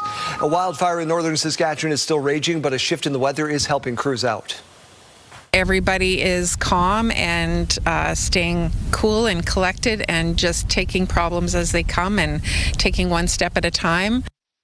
It's burning across roughly 19,000 hectares of forest in the rural municipality of Shellbrook. Smoke had been making it difficult for crews to operate water bombers, but humid weather over the weekend has reduced the billowing smoke. 70 homes in the southern part of Shellbrook were ordered out on Friday night. Not clear yet when they'll be able to go home. Town officials say they were working on fixing 20 roads in the community that had been washed by flooding just before that fire started. It's been 1 year since a northern Saskatchewan community was devastated by wildfire, and with this year's season upon us, now ramping up, some residents worry about a repeat of last year's events on the horizon. Alex Karpa reports. First came the smoke, then came the flames. Residents of Denair Beach, Saskatchewan watched in real time as their homes burned last year. It's still very devastating. Linda Lowe lost everything. This photo shows the before and after of her home, reduced to rubble. There was nothing left except four or five panels of our fencing, which was wood, and we couldn't believe that stood through the whole thing. Lowe says it's hard to believe how much time has passed, but as wildfire activity begins to ramp up again, so too do the memories. It's a feeling shared by Flin Flon resident Noelle Drimmy. I know for a lot of us, we didn't think it would actually happen. The experience changed how she prepares for wildfire season. Drimmy has been documenting her belongings and creating a plan in case another evacuation order comes this year. We were definitely scrambling in the hour we had to make sure we had our bags packed, and reminding my husband to go fill up the car with gas every evening, just in case. While Drimmy and Lowe hope they won't have to evacuate again this year, they are watching conditions closely as dry and hot weather continues to fuel fires across Manitoba. According to the province's wildfire map, 19 fires are burning, with 4 deemed out of control. We're starting to see lots of lightning and lots of lightning cause, so we've got both ignition sources kicking into gear. And so I expect things to be quite active in the next 7 to 10 days. For Lowe, this past year has been difficult. The memories remain as vivid as the night the wildfire tore through Denair Beach. I remember just feeling that utter sickness and despair when we were watching our home cameras the night we knew that we were going to lose everything. Hoping she and her family never have to endure that experience again. Alex Carper, CTV News, Winnipeg. Well, flooding in Alberta is expected to get worse with rain in the forecast. So fire here, flood there. It's a yellow rainfall warning in effect for much of Alberta. 50 to 100 millimeters of rain expected today through to Wednesday. Communities along the Rocky Mountains are preparing for rising waterways with melting snowpack also bringing those levels up. Lake Louise, Banff, Canmore and Calgary all have posted warnings about brimming rivers. Changes to Aeroplan coming into effect today. If you're an Aeroplan member, this is for you. The airline says the change is a combination of increases and decreases. It now costs fewer points to redeem some short-haul flights on economy, but on the other hand, it costs a lot more to redeem points for long-haul flights on business and first class. For some routes, the hike can be as high as 67%. Air Canada says the change is in line with redemption costs on some partner airlines. If you drive a Hyundai, this story is for you. They've recalled more than 80,000 cars in Canada because of a safety risk which could lead to an increased risk of crash. It affects their Santa Cruz model made in 2025 and their Tucsons from 25 and 26. The recall was first posted on May 19th on their website. It's since been updated. Hyundai says there could be a software problem on certain cars which could cause the front camera to malfunction. Uncertainty in Canada's economic future may be leading companies to pulling back hiring on some summer jobs this season, and that means an exhausting and frustrating search for work for a lot of teens and young adults. Camille Karamali reports. I was just wondering if you guys are hiring. This has been Tyrese Phillips' reality for the past 3 years. KJ, I'm Ty. Nice to meet you. On the job hunt, store after store, handing him rejection after rejection. In store, you don't hear nothing. Nobody gives you a call. Nobody gives you an email. It is a battle. It's a battle to even want to continue trying. Now, new data shows the number of youth between the ages of 15 and 24 without a job has been on the rise in Canada. 3 years ago, the youth unemployment rate was just over 9%. Now in April of this year, it's over 14%. They're struggling to get that first job, that first foot in the door of the work market. High interest rates and economic uncertainty related to the trade war with the U.S. has meant companies are taking fewer risks. Long-term business investments in Canada has dropped for a 5th straight quarter, says Canada's data agency. Companies instead going with hiring freezes or looking for more experienced workers, or even worse. Right now, our members are looking to lay off more staff than they are looking to hire. Rapid population growth over the past few years has increased competition for entry-level jobs, but that is likely to change. We are going to see some progress for Canadian youth over the coming year as the temporary foreign worker program rolls back.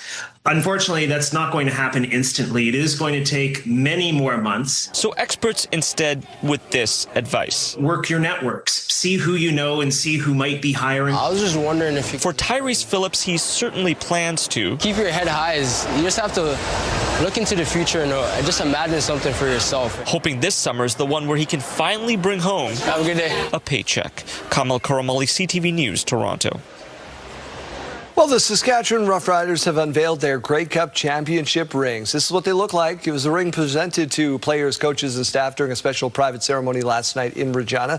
They were crafted by Barron Championship Rings and were designed with the help of quarterback Trevor Harris, linebacker Jameer Thurman, the head coach, and the GM as well. It features 5 stones symbolizing the team's 5 championship wins. The Riders open their season at home on June 13th against the BC Lions. Look, the top opens too. Pretty cool. Whenever the Mamba need a win, they just yelp for help. Appealing for a foul that doesn't come. Fuller inside. Bediako with the flush. The Saskatoon Mamba wore special Paw Patrol jerseys last night, a fundraiser in partnership with Children's Hospital, knocking off the Scarborough Shooting Stars 90-88. Tevian Jones had 18 points and 6 rebounds in the win. Took them a bit to get going, but now they're going strong. Let's get to weather. Is there any rain in the forecast for the Shellbrook area? They need some precipitation real bad. There sure is. Thankfully, we are talking about the chance of some rain throughout parts of northern and central Saskatchewan today. A little bit this morning to start the day down south, not so much into the afternoon hours, but I'm going to give you a look at that in just a moment here. To start the day in Regina, we are seeing not a lot of sun. It's going to be a lot of clouds throughout the afternoon as well. 12 degrees to wake you up in Regina. Winds right now are coming in at 17 kilometers per hour. Those will likely be increasing this afternoon, similar to what we were seeing this weekend when it was quite gusty. 19 degrees now to wake you up in Saskatoon. Winds coming in at 19 kilometers per hour. Again, it's kind of a gloomy start to the day with all of that cloud cover. We are still seeing a few of those heat warnings in effect, just not really where we were seeing them last week. They've really moved up to the northeast part of the province there. Could be seeing some highs close to 30 degrees still. Throughout central and southern Saskatchewan, though, not quite as much of that heat. Thankfully, we are seeing a bit of relief compared to what we saw last week. 28 degrees for Prince Albert, 22 for Saskatoon, 20 degrees in Yorkton, and 22 for the Battlefords. As you can see, those are the areas that are expecting some more of that precipitation there. The Battlefords with a risk of seeing an isolated thunderstorm there. 19 degrees for Regina, though, 16 for Moose Jaw with that cloud cover throughout the afternoon. Swift Current, again, this morning seeing just a little bit of that precipitation, 13 degrees. 16 for Weyburn with those winds, and 18 degrees for Estevan. Let's talk about those winds, though. We're seeing the strongest ones in Saskatchewan today, right between Yorkton and Hudson Bay there. Into the later parts of the afternoon, we do see a bit of that red color popping up right near Prince Albert. So again, could be seeing them gusting up to about 50 kilometers per hour for some areas. Again, all those areas just lighting up in blue, though, could be seeing them just barely surpassing 30 kilometers per hour. Total rainfall not looking like a lot. We haven't really been seeing much movement in these numbers this morning, although they do still have the chance of fluctuating. 2 millimeters expected for the Battlefords, about 1 millimeter for Saskatoon, and 2 millimeters on tap for Yorkton. Temperatures will be rising a little bit for Regina tomorrow, but falling in Saskatoon. 21 for Regina, 19 degrees by Wednesday in Regina. Now, we do see the chance of some thunderstorms for Tuesday and Wednesday, clearing up for Thursday, and that's also what we're seeing for Saskatoon. Again, chance of rain, risk of thunderstorms. Temperatures, as we mentioned, falling tomorrow for Saskatoon to 20 degrees, 18 by Wednesday. Clearing up for Thursday. Also looking like it's going to be bright and sunny to start the weekend, and then some rain on the way by Sunday.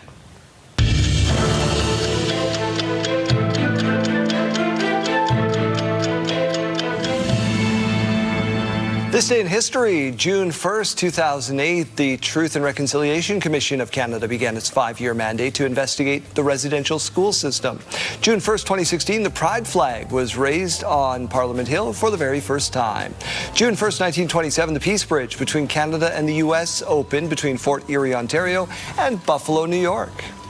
Hey, for the Cable News Network, and we thought you might like to see where we live and some of our facilities. So here's a tour. This day in 1980, the first transmission of the Cable News Network, or CNN.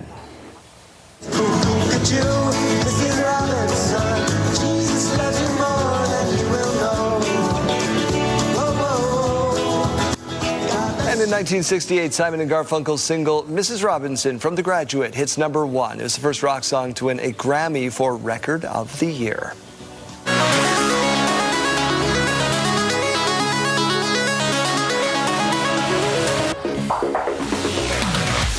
The Montreal Canadiens celebrated their playoff run at a Luke Combs show in Montreal.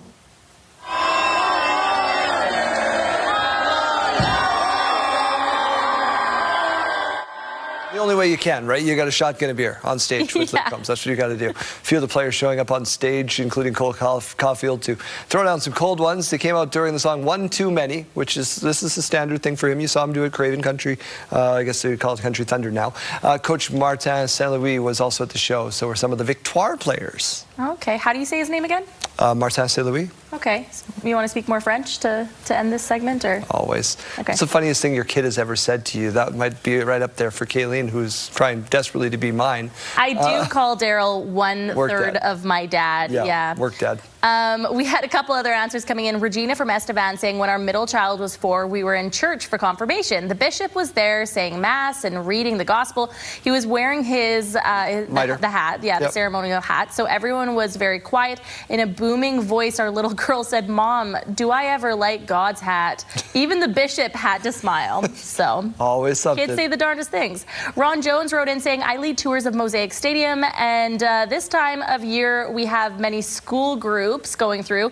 We tell the students that the field is built in a bowl. That prompted the question from one of the kids, how much cereal can fit in the bowl? Great question. Yeah, great question. Unexpected, but really, really good. My answer, lots. What and kind then we just moved on. Yeah, what kind of cereal are you putting in the bowl? Right? Mosaic Stadium. What kind would you? Well, that would dictate the answer, right? I guess, yeah. Right? Yeah. Some are more bulky. Thank you for answering our question of the day today. We'll have a new one tomorrow. We'll be back after this.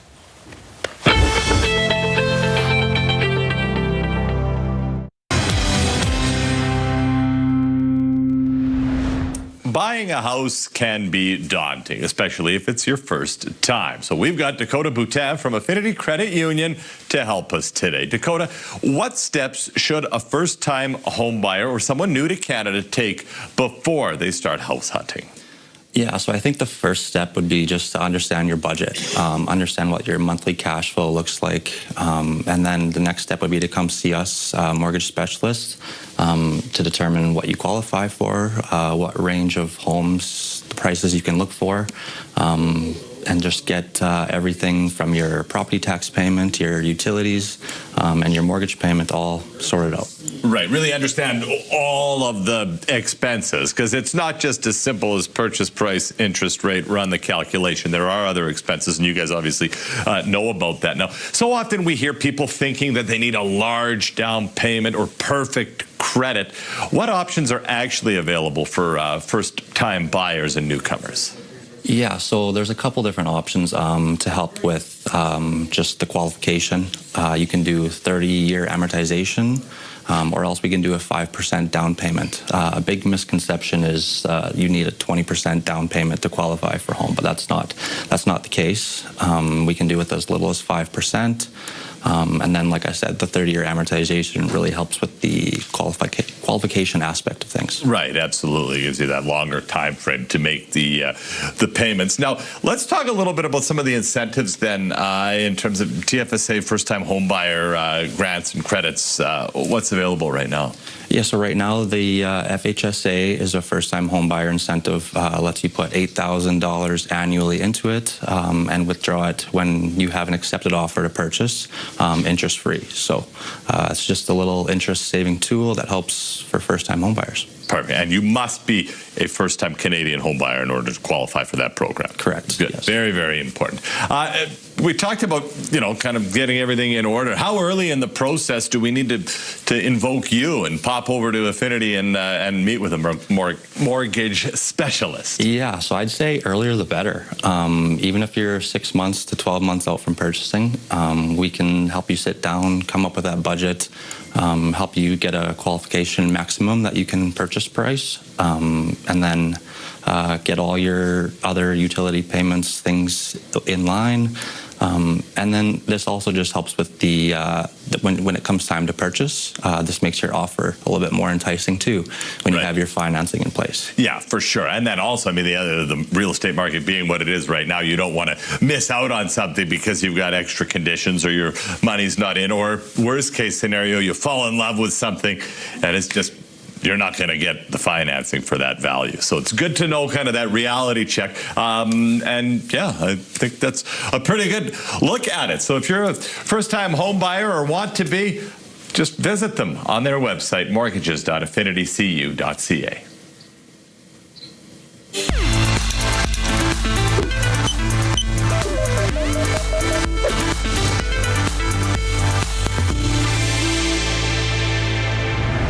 As more Canadians turn to fertility treatments, they're finding a patchwork of support depending on where they live. Most provinces offer some financial help, but access and coverage varies.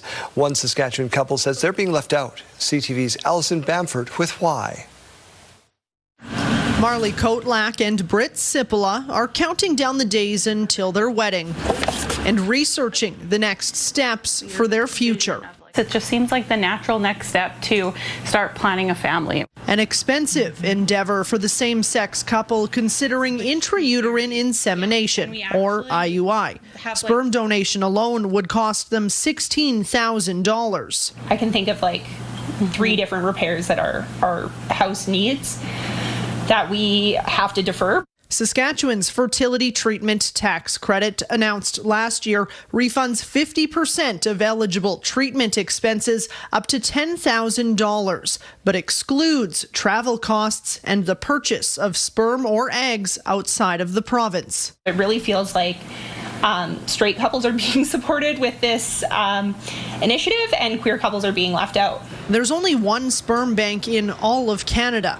Most donor sperm is imported from the United States, which one lawyer says highlights a greater accessibility issue.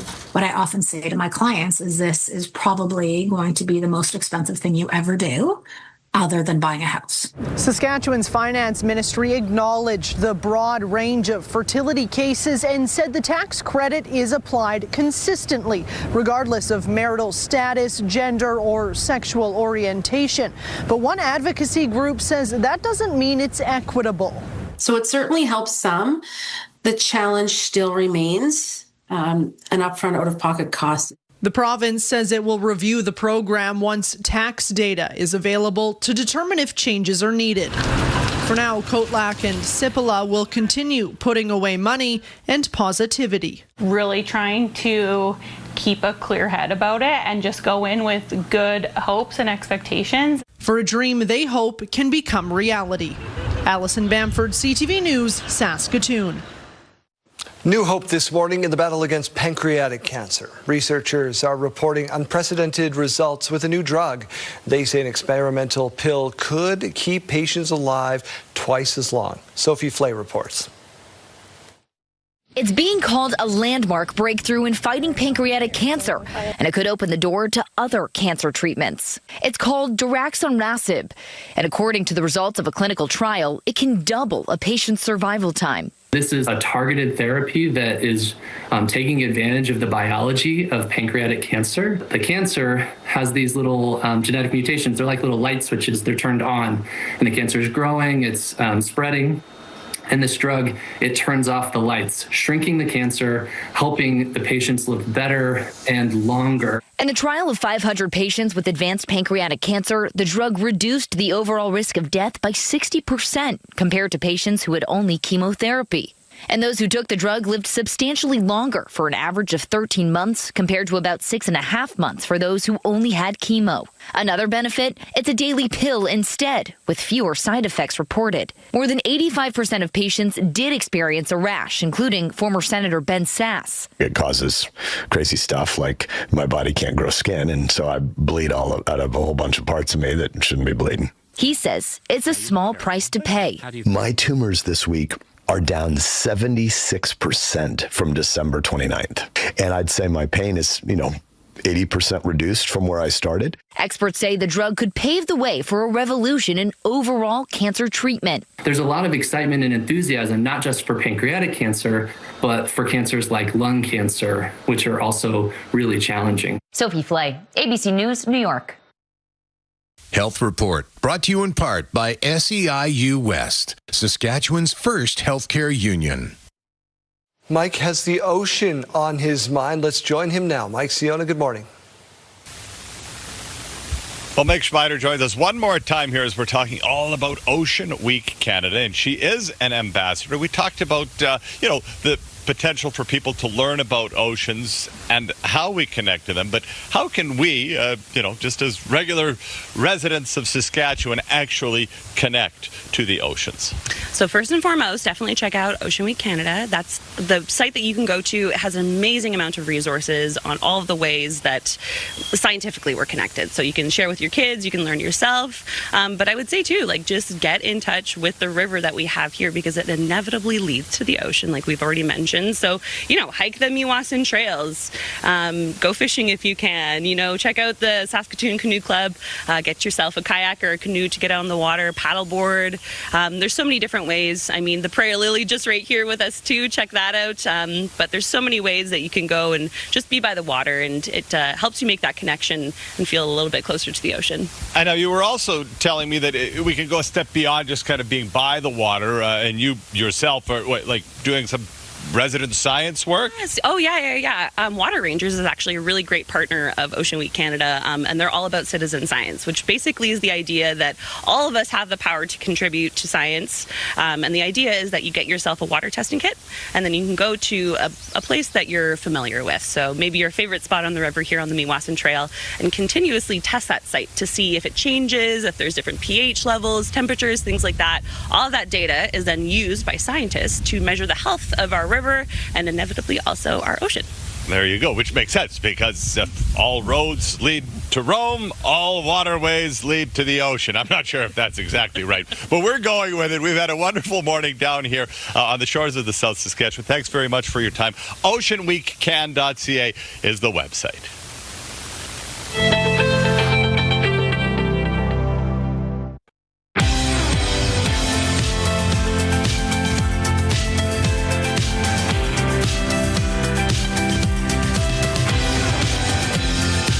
8:30, good morning. We begin with this. Conservative Party leader Pierre Poilievre calling for an emergency debate on the economy. This is people's lives. Behind these statistics are empty stomachs, empty fridges, and empty bank accounts. GDP data released by Statistics Canada shows the economy shrank for 2 quarters in a row. That meets the technical definition of a recession. In a letter to the Prime Minister, Poilievre says this is a full-blown liberal recession. However, some economists are pumping the brakes on recession talk.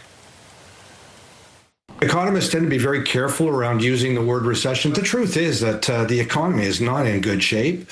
Through most of 2025, we struggled up and down.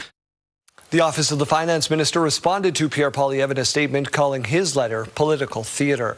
Now to the breaking news overnight in the war with Iran. Both sides exchanging strikes. This follows the U.S. president saying he sent tougher new proposals to Iran regarding a potential deal to end the war.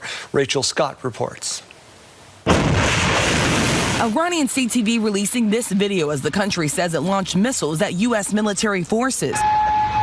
Kuwait says it was intercepting incoming fire. It comes after U.S. Central Command says the Pentagon launched self-defense strikes on Iranian radar and command and control sites over the weekend, amid growing uncertainty over a peace deal. The president sitting down for an interview with his daughter-in-law, Lara Trump. We're getting what we want slowly. Very tough negotiators. It takes a long time. I'm in no hurry. Sources tell ABC News President Trump sent Iran changes to a proposed framework for the country to consider. But just a week ago, the president said the deal was already largely negotiated. President Trump laying out the terms of the potential agreement, saying Iran must agree to never obtain a nuclear weapon, turn over its remaining enriched uranium, and reopen the Strait of Hormuz. President Trump spent the weekend on the golf course, largely out of sight. On Friday, he huddled with top national security advisors in the Situation Room for 2 hours, saying he would make a final determination on a framework to extend the ceasefire and gradually reopen the Strait of Hormuz. This morning, Iranian state media is reporting the country's top officials are reviewing the president's proposals.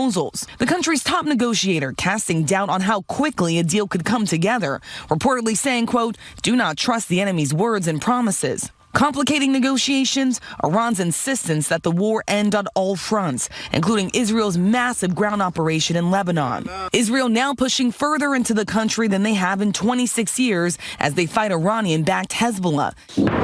Capturing Beaufort Castle, nestled on a strategic mountaintop, the Israeli flag now flying above its walls. Israeli strikes have devastated Lebanon. The country's health ministry says more than 3,400 people have been killed since March, with over 10,000 wounded.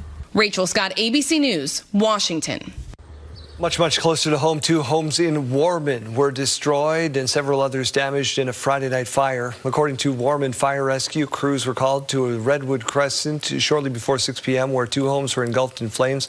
Additional crews from Martinsville and Owsley, Delmany were called in to assist. According to Warman Fire Rescue, the occupants of the homes and all the firefighters are unharmed and the fire is not considered to be suspicious. Now to Marilyn Monroe on what would have been her 100th birthday. A new biography called I Want to Be Loved by You. The Marilyn Monroe, A Life in 100 Takes by novelist and journalist Andrew Wilson takes a look at her life as a whole in a whole new way. ABC's Kelly Carter reports. She was the sultry siren of Hollywood's golden age. A kiss on the hand may be quite continental, but diamonds are a girl's best friend. The blonde bombshell whose charm and beauty made her one of the most recognizable women in the world. I want to be loved by you, just you, nobody else but you. And one of the most desired. Isn't it delicious? And although she died tragically at just 36 years old, Marilyn Monroe's influence has endured, inspiring generations from Madonna to Sabrina Carpenter to more than 1,000 lookalikes, setting a Guinness record just this weekend. Remembered as a muse for artist Andy Warhol, for her tumultuous love life, including marriages to Yankee Joe DiMaggio and playwright Arthur Miller, and for her fashion, especially the shimmering gown she wore to sing Happy Birthday to President John F. Kennedy in 1962. Happy birthday, Mr. President. Now, on what would have been her 100th birthday, a new biography explores Monroe's enduring fame and the mystery and misconceptions that shaped her legacy. I think people underestimated Marilyn. They wrote her off as a dumb blonde. I think she could have done many other types of acting if she'd lived longer. She formed her own production company to break out of the restrictive studio system and used her star power to support others. She was very much an activist. She was a great supporter of Ella Fitzgerald and also supported her gay friends. Kelly Carter, ABC News, Los Angeles. Family in Sudbury had a gigantic backyard visitor.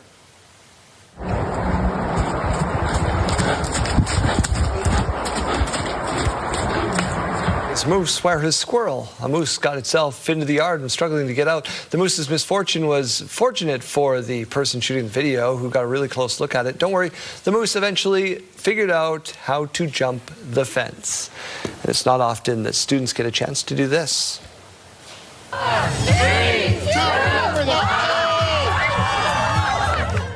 Oh, pies to the face, photo booths, games. They were all part of St. Mary's High School's Relay for Life festivities. This is a Kitchener school, one of hundreds that took part, do so every year. Relay for Life has raised more than $10 million for cancer research. St. Mary's High School has by itself raised about $400,000 and counting since 2018.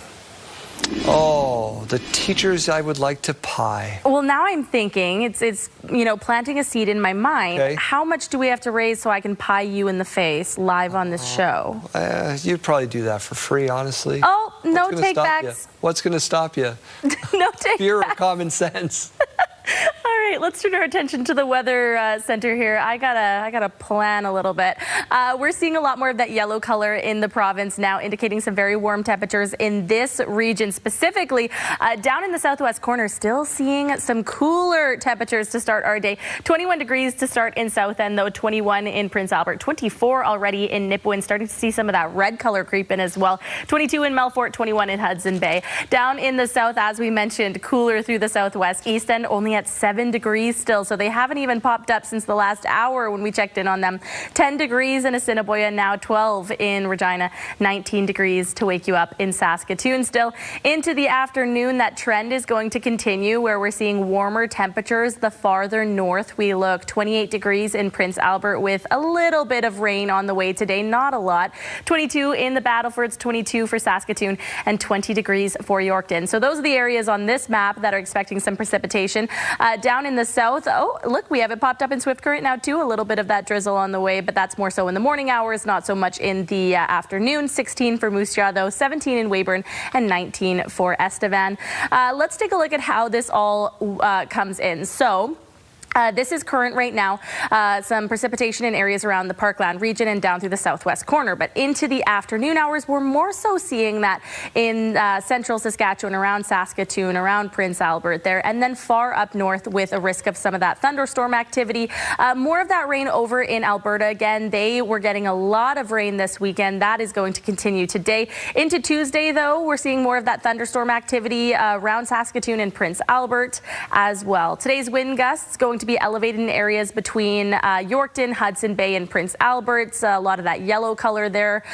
Also seeing some of that yellow color now creeping into areas around Regina and down through Estevan. So it is going to be gusty. That has continued on from our weekend. These numbers have gone up since the last time we looked at them. So here's your updated look at how much rain is on the way. About 4 millimeters now on tap for the Battlefords, 3 for Prince Albert, and 1 millimeter expected for Saskatoon and Yorkton today. Temperatures will be going up slightly for Regina tomorrow, 21, and then back to 19 by Wednesday. Both days expecting that risk of some thunderstorms in Saskatoon. Also expecting the risk of thunderstorms, but temperatures actually go down slightly tomorrow to 20 degrees, 18 degrees by Wednesday, and things should be clearing up for both Regina and Saskatoon by Thursday.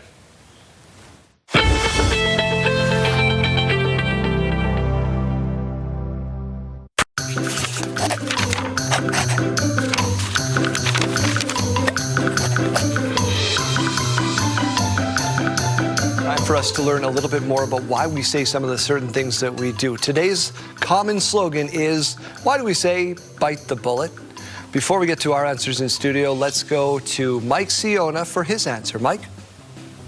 Bite the bullet, you say? Well, let me think. As I recall, actually, when guns were first invented in factories, they made the workers bite the bullet. And sometimes it didn't end that well. Sounds disastrous, Mike. Oh. What a morbid guess. How about Janelle Lepie out on location? Why do we say bite the bullet? I think because in the most literal sense, I can't imagine biting the bullet would be a great experience. So I think it means just like doing something that you don't really want to do but have to do. I don't know the origin, but I think that's what it means. Well, yeah, that's what it means. That's definitely what that means. Yeah. We just want to know why we say it. What do you think? All I can think of is something in war times with bullets, and you got to bite the bullet. You don't want to go out on the army field. You got to go bite the bullet. Fight. Kind of like maybe like a going out on your own terms type of thing. Let's see what our expert Noel has to say. So this is a metaphor for facing up to some unpleasant task and getting ready for whatever pain might ensue. There's a common theory that it actually derives from field surgery, where wounded soldiers were given bullets to bite on so they wouldn't cry out when the surgeon did his job, usually amputation. But there are a couple of problems with that. The first is that the bullets you're talking about are musket balls. The other thing is that the earliest references we have to the field surgery thing come from the American Civil War, which was experimenting with anesthetics by that time. So where it actually comes from, the earliest example we have of it is a dictionary that was published in 1796, Grose's Dictionary of the Vulgar Tongue, which was basically a slang dictionary that was compiled. And there's a reference in this to nightingales, okay? And nightingale was a military term for a soldier who cries out in pain. So the idea is that a real soldier, a real tough, manly soldier, would never cry out in pain. It wouldn't be a nightingale. So this was kind of a derogatory expression. And the grenadiers, so the example is the grenadiers who pride themselves on their manly toughness, would refuse to cry out when they were disciplined. So at the time, military discipline consisted of, getting lashes across your back. And it was said that they would chew a bullet to help them focus their pain as they're being whipped. So that seems to be where the expression comes from. It's the same idea of biting down on a bullet to control crying out and to control your pain. But it doesn't have to do with surgery. It has more to do with discipline. Okay, so a couple of theories there from Noel, our expert at the University of Regina. Thank you so much for that. Well, it was wartime. I think I was close. You're close. I think you were very, very close. That is why we say that.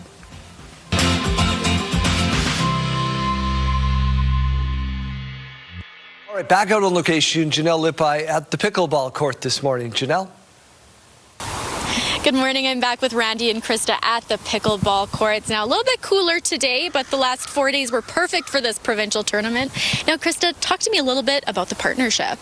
Yes, so we were at the branch. We were looking to have an event to raise funds to support our different programming. And we had thought about doing pickleball, and knowing that we should reach out to the experts, we reached out to Pickleball Regina, and they said they're actually putting on a provincial tournament, and if we could partner together to raise sponsorship money, it was good for the whole, it would be good for the entire community and not just the branch and not just pickleball. So that's how it came to be, and it just fell through so perfectly. And again, I want to thank our presenting sponsor, Dream, for being so supportive of mental health and pickleball in Regina. A wonderful event to keep that conversation going. Now, Randy, today is opening day for Pickleball Regina. What can we expect? Well, these courts in another hour will probably be full. This here at Douglas Park, this is a great facility that the city owns and operates for us. We play here most every day of the week. So this outdoor program will start today. It runs through Labor Day here and at Mahan Courts out in Glencairn. So we'll have over the course of summer probably almost 500 people will sign up to play here, and so it's a great opportunity. It really builds off of what we just finished, which we take the provincials and then come into the outdoor summer program. So for people that are playing, it's just a natural transition. So many of our people like playing outdoors, and our summer season is so short. So to make that happen is really good. And I mean, it just also builds off the relationship. Having this relationship with Canadian Mental Health Regina Branch is really important for Pickleball Regina to just demonstrate our involvement and our interest in the community as part of our mission and part of who we are. Oh, well, wonderful. Thank you both for being here with me today. Once again, that conversation, hugely important. The event is over, but make sure you keep talking about it.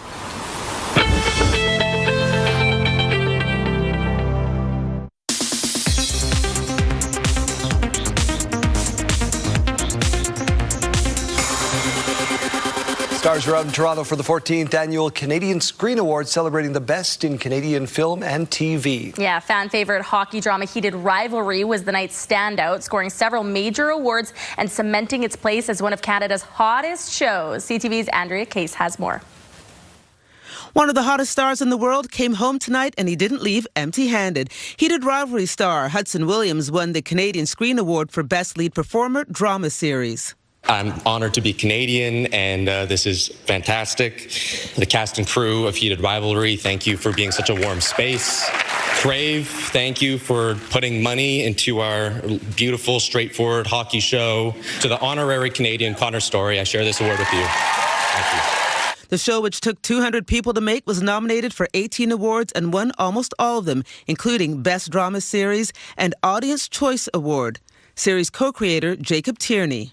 This is very meaningful.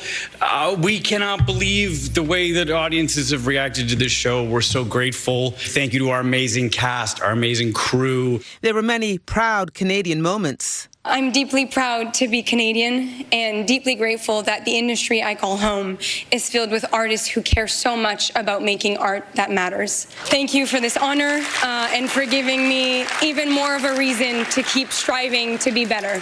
An emotional comedy legend, Mike Myers, won the Icon Award. I want to thank my mom and dad for moving to Canada.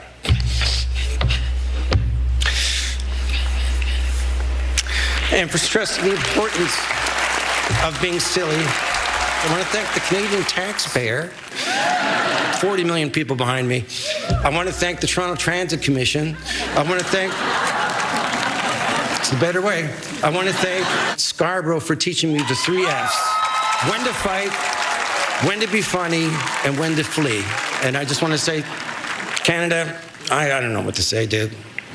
I'd literally be nothing without you. Best Motion Picture winner, Nirvana, the band, the show, the movie. the fans who have been supporting Nirvana the band for 20 years, and to Toronto, who is the best co-star in this movie we could ever imagine. So thank you, guys. Anna Lamb won Best Lead Performer in a Comedy for North of North. I love Echadre. I love being Inuk. I love being from Nunavut. I'm so proud to tell this story. I hope so many more seasons because we deserve it and we deserve to feel joy. And this is what we need. So thank you. Philippine-born Hazel May received the Gordon Sinclair Award for Broadcast Journalism. Honestly, how does a proud Canadian of Asian descent end up covering America's pastime? More precious than a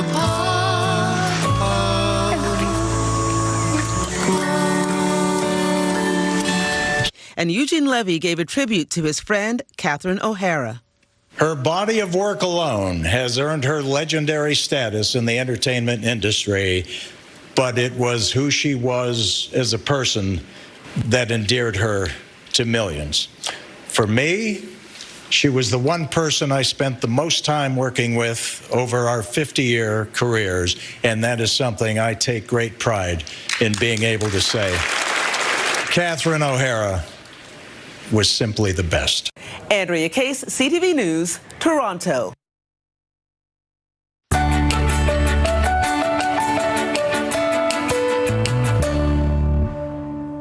It was an unexpected connection that changed the life of one Victoria woman. Yeah, CTV's Adam Sawatsky finds out what happened after she happened upon a crow in distress.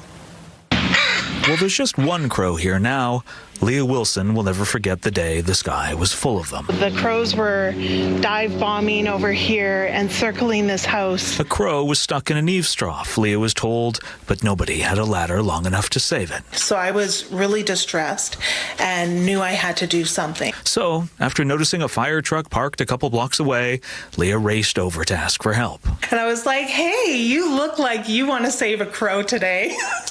The firefighters agreed and rescued the crow. Firefighters that were so gracious and wonderful. Just, my heart was so full. Leah drove the injured bird to the Animal Rehabilitation Center, and in her car, the pair connected. He latched onto my finger and held on, and that was life-changing. Leah didn't know exactly how life-changing until a few days later, when she was told the injured bird had been released back into the wild. When I was going for my walk with my dog, a crow flew down and dropped this beautiful feather bundle at my feet. And it definitely didn't feel like a fluke. I was like, wow, this crow gave me a thank you gift. And that was just the start. Since then, Leah, who's Métis, has received all these items crows have left for her with gratitude. I grew up with understanding the importance of having a relationship with the natural world. Hello, sweetie. So now, whenever Leah and her dog go for a walk, How are ya? all sorts of crows join them. Oh, it feels so good. It's like visiting my friends every morning, and I just know they're going to be there. And that includes the crows she saved, That's him. That's the star of the show. who she can easily recognize by the band he got on his leg after being rehabilitated, He's the highlight of my day. who, thanks to the efforts of the whole community, Leah says, both the people and the birds, appears to be thriving. When we are aware of what's happening around us, there's so much potential to come together and beautiful things happen. Adam Sawatsky, CTV News. Okay, well, it's a nice thing to do. I would be scared. I hope that the dog's name is Hitchcock, because that would be the most fun for that segment. Yeah, as soon as that came up, I said, that's Alfred Hitchcock. That's a movie. Another great story by your cousin, Adam Sawatsky. Let's get to your sidebar.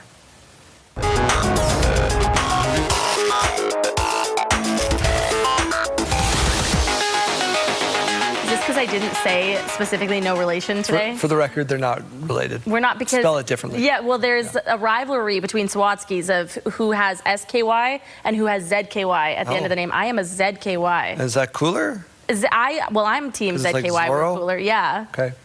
Okay, let's get to our sidebar. You just don't see payphones around very much anymore, though this small town in Arkansas has one. It's a great price to use it too. It's just $0.25 for visitors passing through. It's a bit of a tourist attraction, but town officials also say it has a really practical use. It's a backup for anyone in town who doesn't have a cell phone and needs to make an emergency call. But isn't that just any That's just payphone? Any payphone, yeah. There are at least 3 I can think of in the east side of Regina. Yeah, honestly, this story is a little confusing to me. So a town in Arkansas has a payphone. Woohoo! That's the whole story? They also have a coin laundry and they can't spell coin, so that's great. I'm confused. If you're in the market for a pirate ship, you're in luck. Take a look at this. An Ontario tourism company is selling 4 pirate ships between Ottawa, Toronto, and Hamilton. Specifically for sale are the businesses. 4 40-foot long ships, still can't say it, along with waterfront leases and permits. It seems like a great way to dig up some tourism, get out on the water. All right, I would like to buy it. 4 Best I can 40-foot. Best I can do is $40. $40 for 4 40-foots. I mean, this looks like so much fun. Do you want to just read that whole script again? Yeah. And just try clean slate? No, you know what I want to do? Go home, and I'm going to do that right now. See you later.